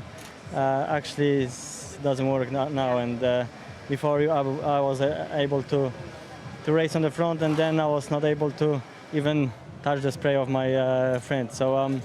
It is how it is. You need to be focused on the track and in the pit area. Okay, I'll let you get back to being focused. Magic, thank you for chatting. So the Tour de France, it has a well-earned rest day tomorrow. It resumes on Wednesday in Toulouse for a stage that maybe pack a surprise or two before the quest for the famous yellow jersey heads towards the Pyrenees. Join Orla and the team from midday on TNT Sports 1 and Discovery Plus, where you can find our exclusive multi-screen option to watch every angle of the race. Okay, let's get back to the action here in Sheffield and over to your commentators. Thank you very much, Abby. I'll tell you what, that Tour de France, that's a tough game. It is. I'm not sure if I was built for that. I mean, 3 weeks roaring around France, red hot, up and down the mountains. I mean, crikey, I've watched a bit of it, and it is truly extraordinary. And the #1 bike race in the world, live on TNT. Heat number 12, riders coming out. 40 points to 26. Home team going along rather nicely at this stage now. Bit of a scare earlier on with the Spires really were getting off to a flying start, but the home team have recovered very well. interesting hearing Janowski saying how it changed so quickly and the setup just deserted him momentarily. Heat number 12 lineup for you is Peter Kilderman on the inside in the yellow helmet colour. Josh Pickering out of gate number 2 in red. Charles Wright will start from gate 3 in white. And Leon Flint, who is having an extraordinary night, really is flying, unbeaten by an opponent. He'll go from gate number 4 in blue. He'll be hoping that continues. Pickering has been absolutely riding out of his skin once again this evening. Really has been eye-catching. Can Charles Wright and Peter Kilderman do anything about them? Because Flint and Pickering have been outstanding tonight. Yeah, you'd have to say the Sheffield boys are the form duo in this race at the moment. Both of them riding really well. Yeah. It's going to be tough for the Oxford boys. It is indeed. There's no doubt they have flexed their muscles in the middle part of the meeting and have pulled away. But I say it's good to see Flint riding well this evening. Pickering, as I say, he was a rider that was sort of lurking in the background a couple of seasons ago, but suddenly the pennies dropped with Josh Pickering and he has upped the ante and is riding superbly well here for the Sheffield Tigers, leading the team as captain, of course, but also riding well on the continent, picking up some very good points in Poland as well. Yeah, he's really established himself over there, which is a tough league to make that break in, so he's not just performing here, he's a form rider at the moment. Indeed he is. So he comes forward, Pickering and Flint up against Charles Wright and Peter Kilderman. Heat number 12, here we go. Types are up and away we go into the first turn, and Pickering all action going into the first turn there. He fires himself to the front and it's that man again, Flint. Flint's round the outside. He is having a night to remember, the young man. There's no question about that. Charles Wright coming on strong in third place.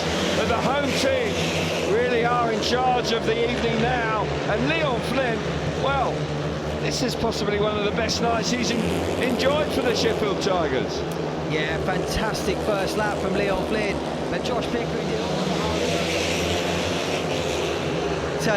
into the sort of commanding position on the first corner, allowed his teammate round him, and Leon Flint looking really good out in front. But there you see Josh Pickering in second, all action, even though he's on the back wheel coming out of the third bend.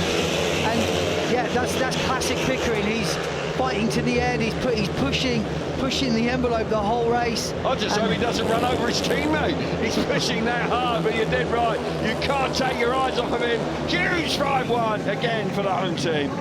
And Pickering and Flint absolutely jet prepared. I've got to say, Charles Wright was very much in contention there back in third place, but away from the tapes, Flint and Pickering doing the business. And, both these riders actually must be in contention for the cabin master rider of the night. There's no doubt about that. Not going to be easy to split them. So let's have a look at the result.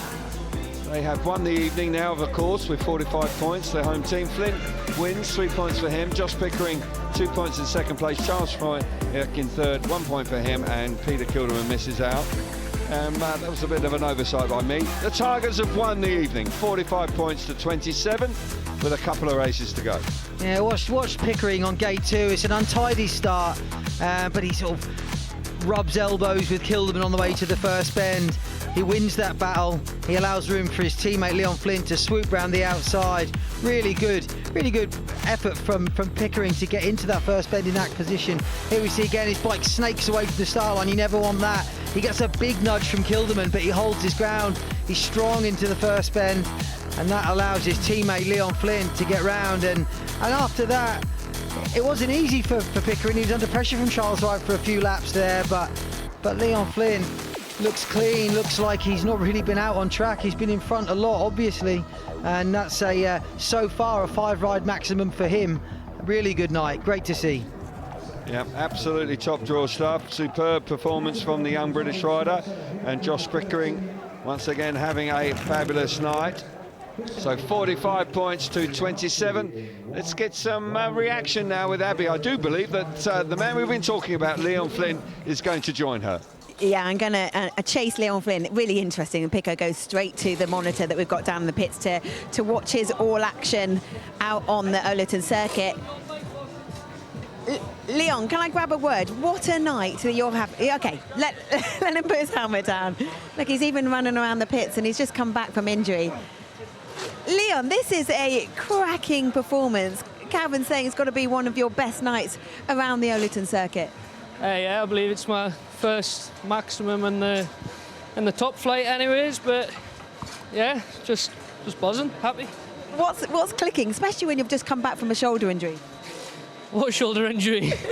No, it feels good. Still niggling us a bit, but I mean, you wouldn't think it, so we're all good. And you and Josh just came into the pits together. That just must be so nice when your team riding and it's just firing here within the team, even though you've had Anders Rowe having to withdraw from the meeting tonight. Yeah, it's good. You know, we're all very close, so you know, if one of us is struggling, we'll be we're all there for each other, and yeah, it's good. I've not got much breath left, sorry. No, I can understand it. Last thing then, Leon, it's a confidence track, we know it is, and you're flying with confidence tonight. What is giving you that inner seal this evening? Just starts, you know, if you feel comfortable from the start. I mean, later, you know, as you can see later on in the meeting, if you can get on that outside first, you're all right, so just been making sure I'm doing that. I'll let you get your breath back. Leon, thank you for chatting. It's been an extraordinary performance from the young reserve. Let's hear from the commentators now. We're waiting for Peter Kilderman, and he's almost prepared. Yeah, Peter Kilderman has worked hard. He's been busy, but he would have liked a little bit more. But just reflecting on that chat between Abby and Leon, it is good to see a rider. I saw him ride for some time for Wolverhampton, and he was sort of, it's been, you know, this sort of performance, I think, is there for him. He needs to make it more consistency. Well, we're going to be able to have a look back at the previous race and just chat through this, because Liam Flint off the outside, not easy to make a good start. No, it's not easy at all, and that watching it back was probably one of the best starts we've seen from gate 4 all night. Bike lifted all the way to the first bend, and he was straight onto that outside line, and he looks fast in front, and like he said, what shoulder injury? I mean, I know, I was with him at the weekend. We rode on a really rough track in Germany, and it is hurting him. I know it is. He wouldn't withdraw. He wouldn't. I asked him if he wanted to. No, he wanted to fight on, representing his country. Fantastic attitude by him, and that typifies the sort of boy and attitude he has, I think. And that's encouraging to hear, because we need some youngsters coming through, and Leon Flynn is certainly one of them, and has got a terrific attitude, and it's fabulous. Josh Pickering, I mean, crikey, you can't take your eyes off him, but Leon Flynn is grabbing all the headlines here tonight with a paid maximum from 5 rides tonight, his best performance in the Premiership so far. Now, Heat 13, the meeting is done. The points are the Tigers, but Heat 13 is always a tasty affair, and tonight is no different. We do have Peter Kilderman coming in to replace Eric Riss in heat number 13 to join his teammate Maciej Janowski. Maciej Janowski, I must say, came through in flying colours in heat 13 and 15 last week when he was up against Doyle and Saifutinov, so we know that he can do it. Yeah, and he spoke a little bit before to Abby about finding the right setup and maybe making a mistake with gearing, etc. So, you know, if he's learning from that, then there's no reason why not. The class is there.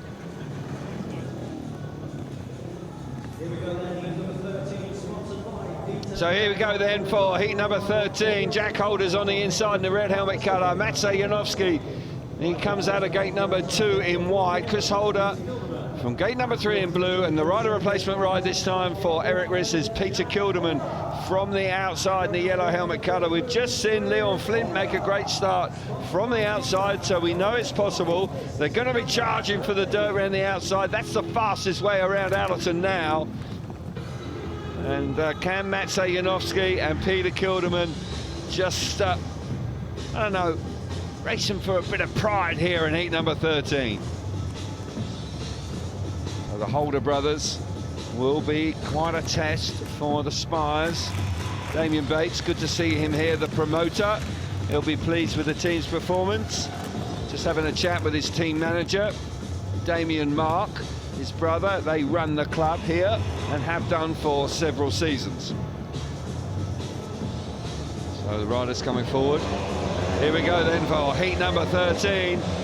Green light is on, tapes are up, and we're racing. And they get to the first corner, and it's all about the Holder brothers. They block, I'll tell you what, Peter Kilderman, absolutely the door slammed shut as he went into the first turn.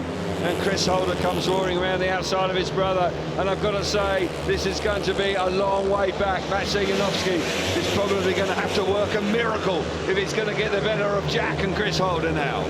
Yeah, really good first corner from the Sheffield boys. Chris Holder was really hard on Kilderman going into the first bend, left him absolutely no room at all. And from there on, it's the Holder boys out in front, looking really good, riding that outside line, stretching their lead. Magic's got no answer for them.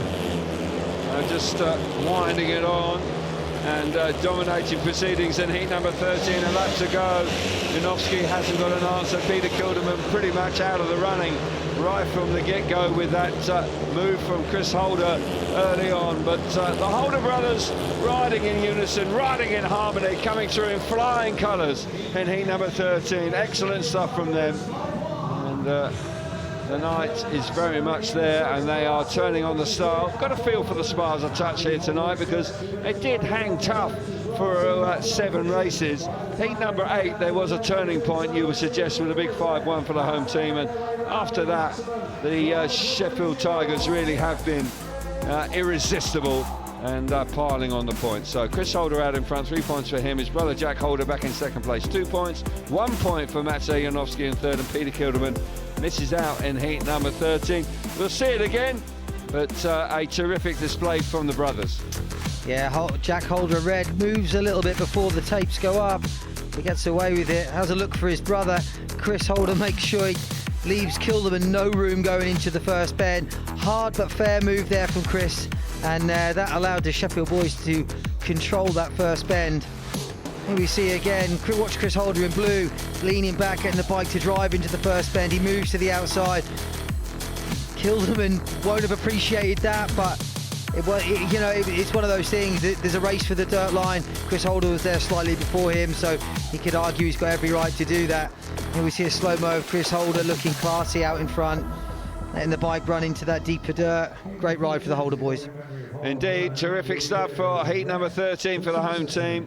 They move on to 50 points to 28. So heat number 14, 2 races to go tonight. Riders just bumping into each other as they come out onto the track for heat number 14. Good crowd, where they will be pleased with their performance. Maybe a little concerned early on, but the home crowd now will be chuffed to bits with the way their team have turned on the style in the second half of this contest. So riders coming forward. Got Antti Vuelis out once again for Craig Cook. So here's the lineup.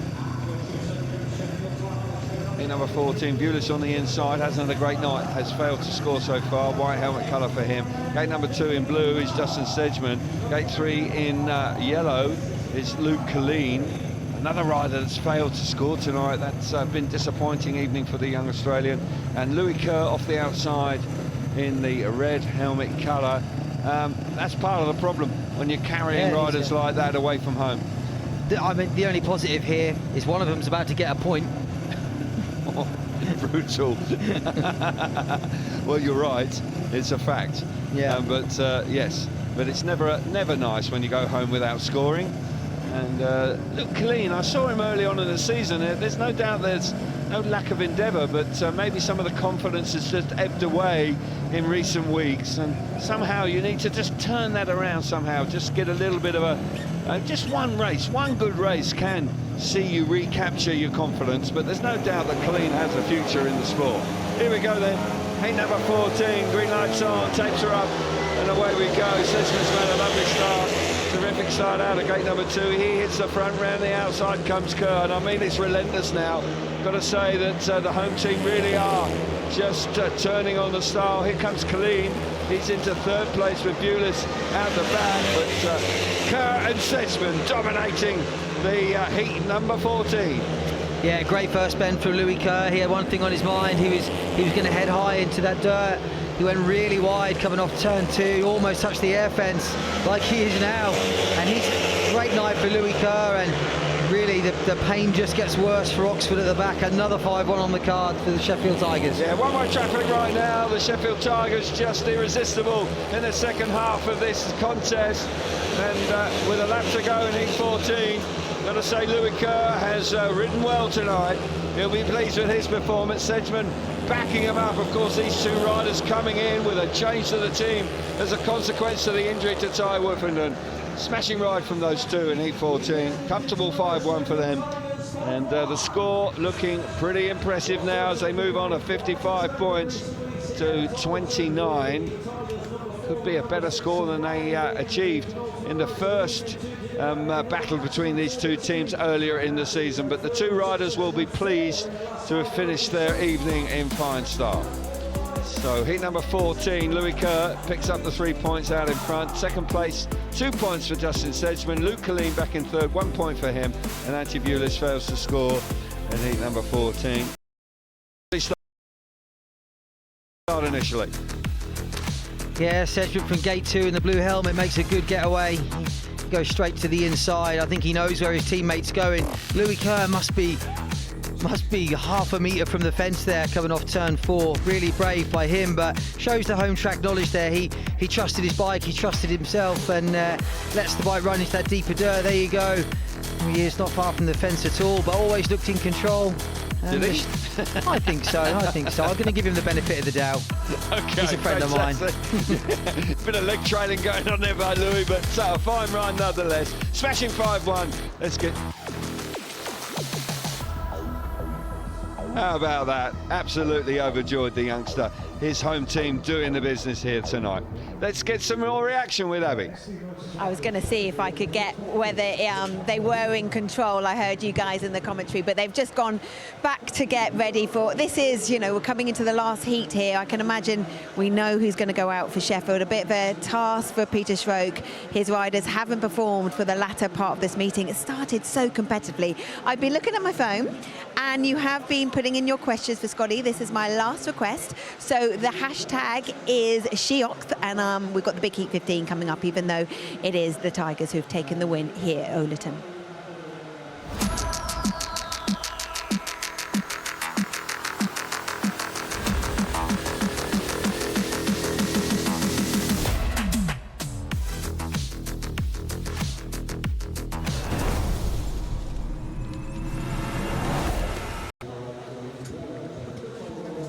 Welcome back to Sheffield. After 6 heats, there was just 2 points in it. After 14 heats, it's now 26 points, the difference. Let's join Scotty Nichols now. He's with the team managers. Yeah, thanks, Abby. Simon, I'll come to you first. Another convincing home win. Oxford been struggling. How confident were you pulling off another big win? Do you know what, Scotty? It's been difficult the last few home meetings. I feel like we've been on the back foot, missing riders, missing Jack, missing Leon.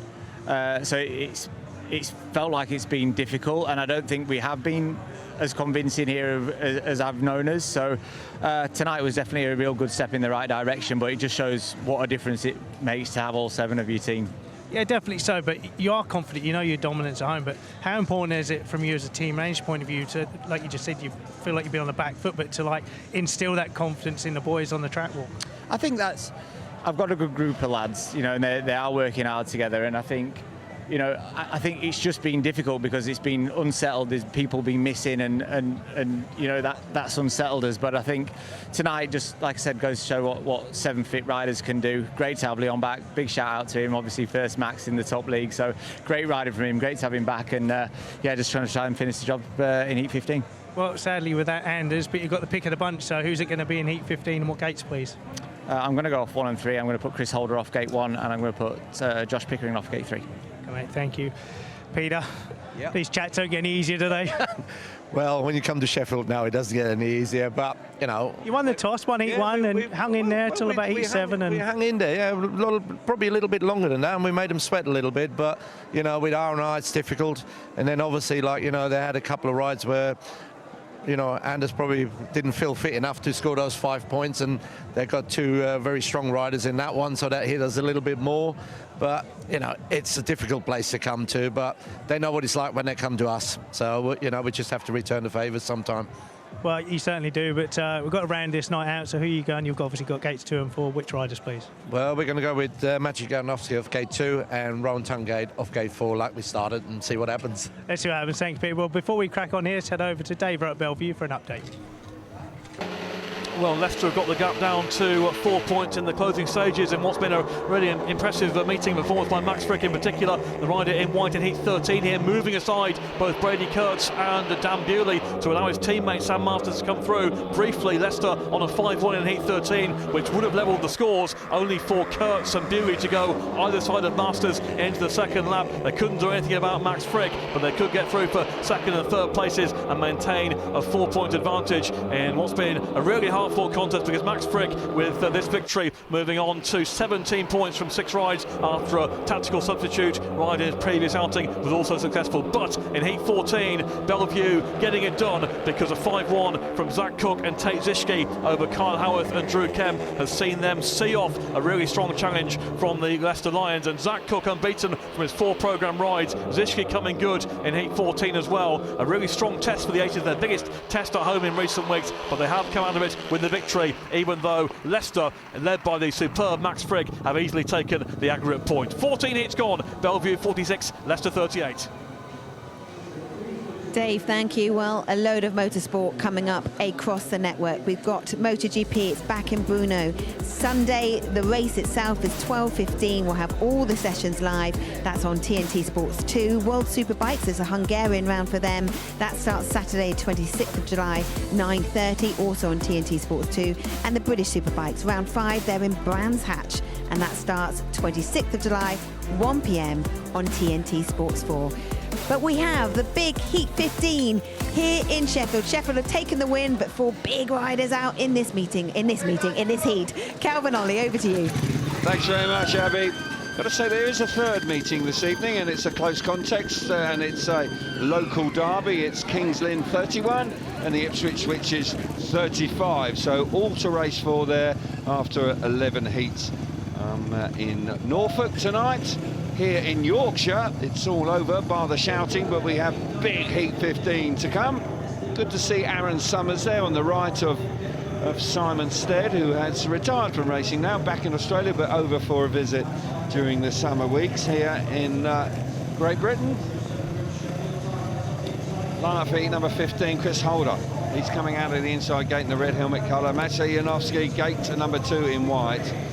Josh Pickering will start from gate 3 in blue, and Rowan Tungate from the outside in the yellow helmet colour. It's been a meeting of 2 halves tonight, really. Heat number 8, you would suggest, was the turning point with a 5-1 to the home team. For that moment on, they really have been in charge. Yeah, I'd agree. I was before Heat 8, I was hopeful for a close contest, really, but as the Sheffield boys stretched their lead, I think their confidence started to grow, and on the other hand, the Oxford Spires, their confidence started to dwindle, and it's been a snowball effect really from there. Yeah, it has indeed. They are the better team this evening, and it does appear that they are going to possibly outscore the points total that they achieved in the first encounter between these two teams when they got 57. Plenty of work going on the start. Chris Holder keen to finish with a win, of course. Started with a last place, but subsequently has come on strong and has won his next 3 outings. So he's on 9 points. His brother could have taken this ride as well, but they've obviously had a chat, and it was decided that Chris Holder would take it. And Josh Pickering, of course, well, he'll ride in every race if you ask him, I'm sure. Heat number 15, final race of the evening. I do hope you've enjoyed it. Here we go. Big race to conclude activities here in Owlerton. Holder, wow, class start from here, and here comes Janowski up the inside. There's 3 abreast as they go down the back straight. Tight stuff, Holder's in front, Pickering coming through as well. Once again, normal service resumes here. Tungate coming into the picture to come round the outside of Janowski, who's relegated to the back. But the pairing from the home team, dominant once again. Yeah, once again, the Sheffield boys on a 5-1. Great start from Chris Holder, battling performance from Pickering on the first lap, and you have to say Maciej Janowski was in a position to do a little bit more, but I just don't think he fancies that outside line. No, he looks a little reluctant to go there. Hugging the inside. Tungate has come through into third place. We've got a lap to go tonight. Pickering and Holder absolutely powering away. Gotta say, Pickering doesn't give it a lot of breathing space between your teammates. He charges in. He has a sneaky look over his left shoulder rather, down the back straight. But Chris Holder and Pickering, they conclude the racing here tonight with another lovely 5-1. And they hit the 60-point barrier tonight. 60-30 this evening. Really have turned on the start in the second half of the evening, and the Sheffield Tigers are a force to be reckoned with in 2025. There is no doubt about that. And they are on a terrific run of form here at home. They will be a match for pretty much anybody right now. And that man has finished on 12 points and has really ridden superbly well once again tonight. So Chris Holder wins the race, heat number 15, 3 points for him. Josh Pickering, smashing ride in second place, 2 points for him, 1 point for Rowan Tungate. Matsuno Janowski misses out in heat number 15.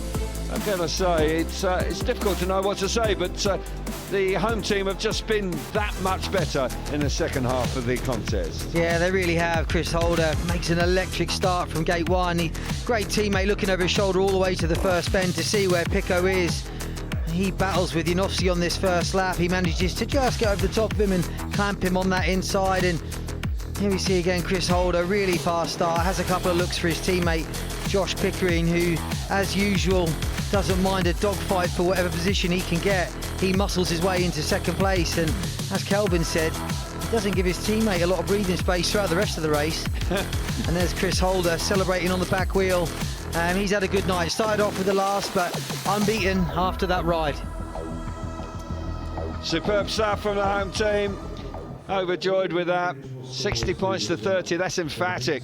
No doubt about it. So, we will reflect on the rider of the night. The cabin master rider of the night has to be Leon Flint, with his first paid maximum at the highest level in British Speedway. Many congratulations to Leon Flint with a terrific performance. And he has done remarkably well. Right, OK, let's get some more reaction with Abby. There she is, smiling away. Kel, thank you. Well, I was hearing you talk about what it must be like to have Josh Pico as your teammate, so I'll endeavour to speak to one of the riders that have gone out with him from Sheffield to see what it's like to have Pico on your tail. We have got a quick break, and we have got that hashtag, and it's Sheox. Any questions, your last call. I'll make sure that I get them to Scotty after this.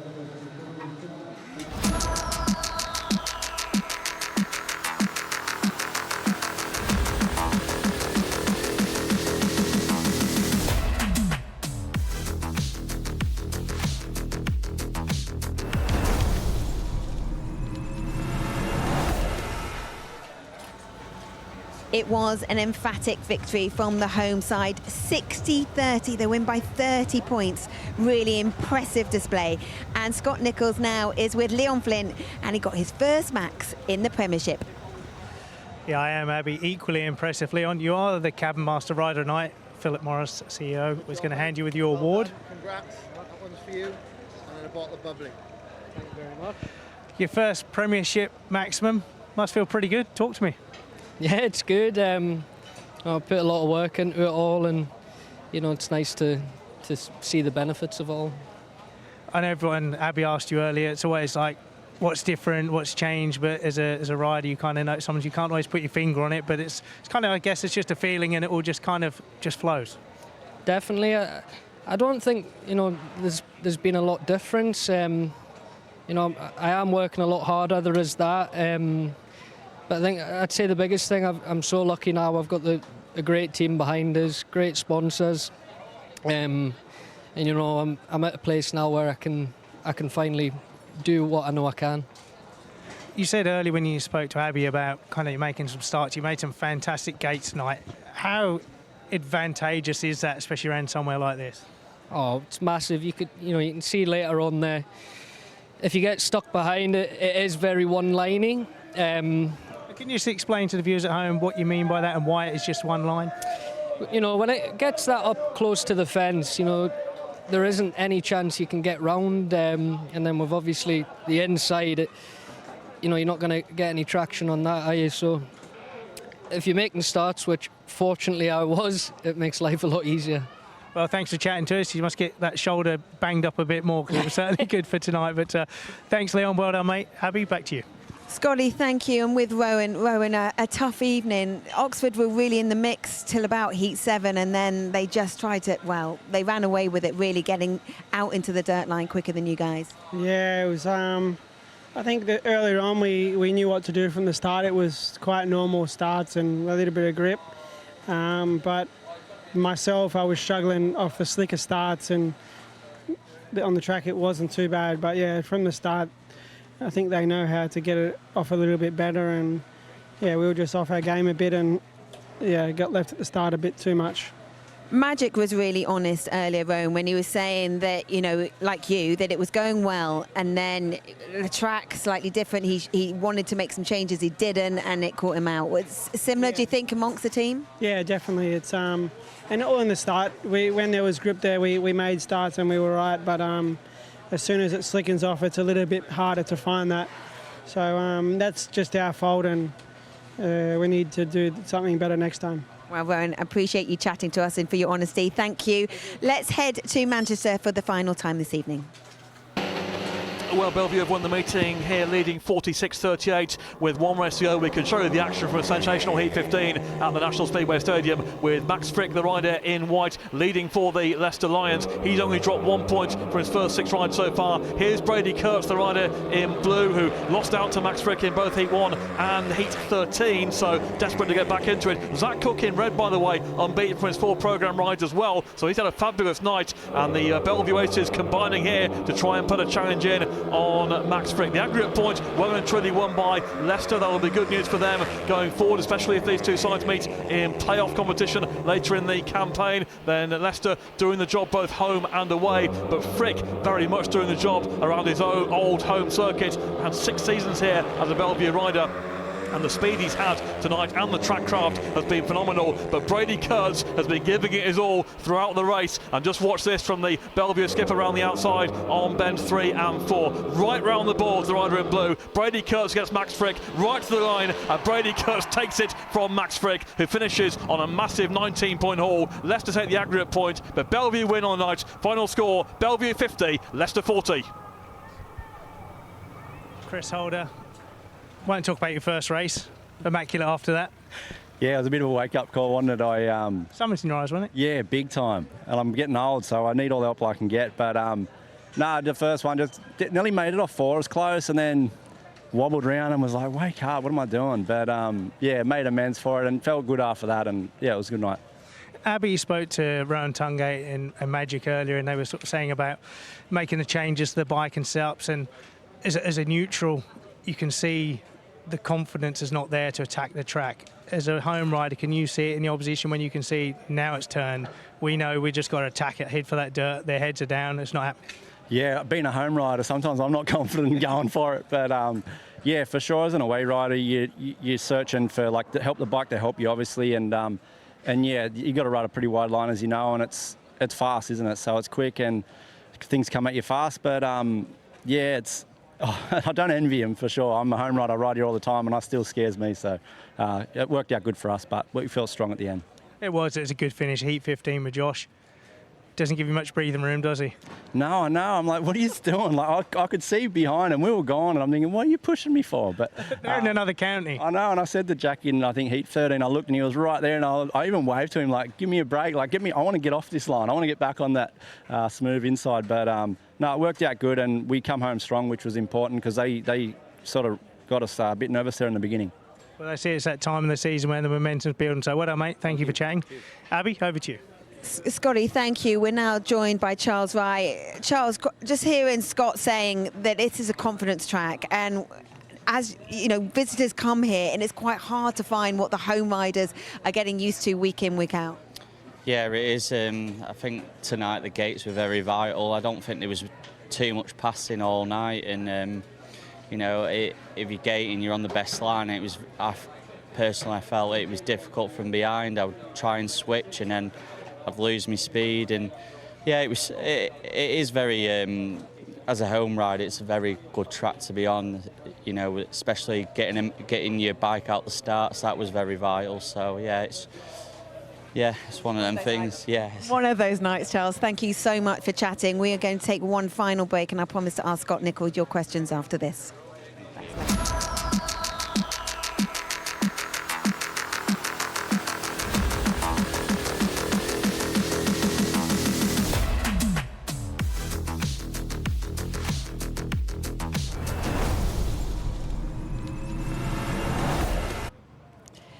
Welcome back to Sheffield. It was a dominant display from the home side. They take the win 60-30 against the Oxford Spires. So I have got my tweets. I haven't got much battery left, so we've got to make this quite quick. Stuart Bell, thank you, Stuart, for your loyalty, always sending in a question or two. Do you have to have any qualification to be a team manager in Speedway like in football?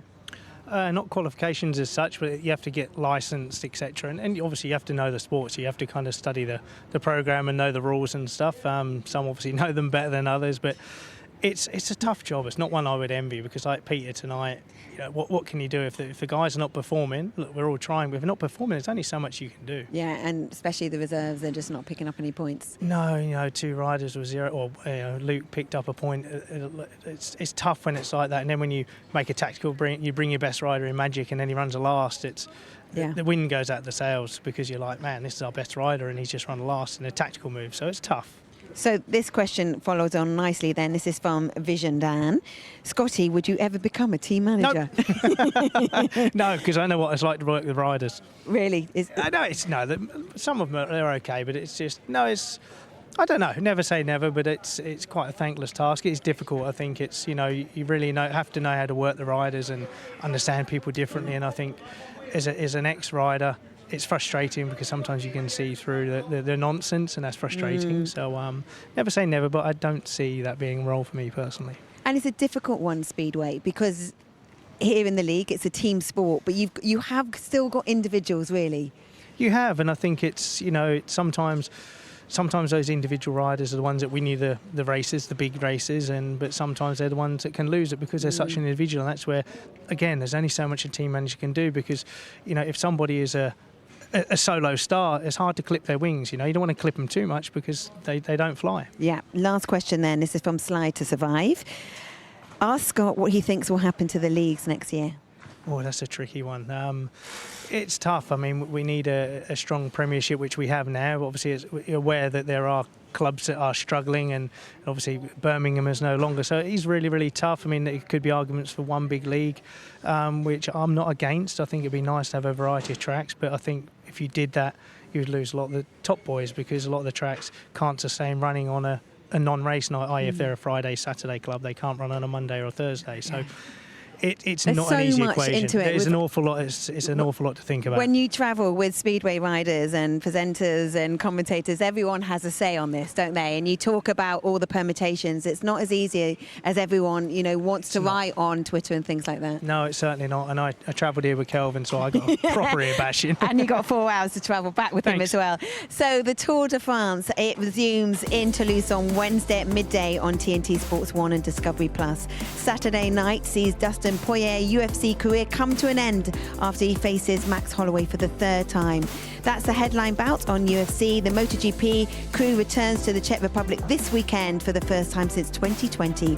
We've got every session live for you, with the main coverage from 12:15 on Sunday on TNT Sports 2.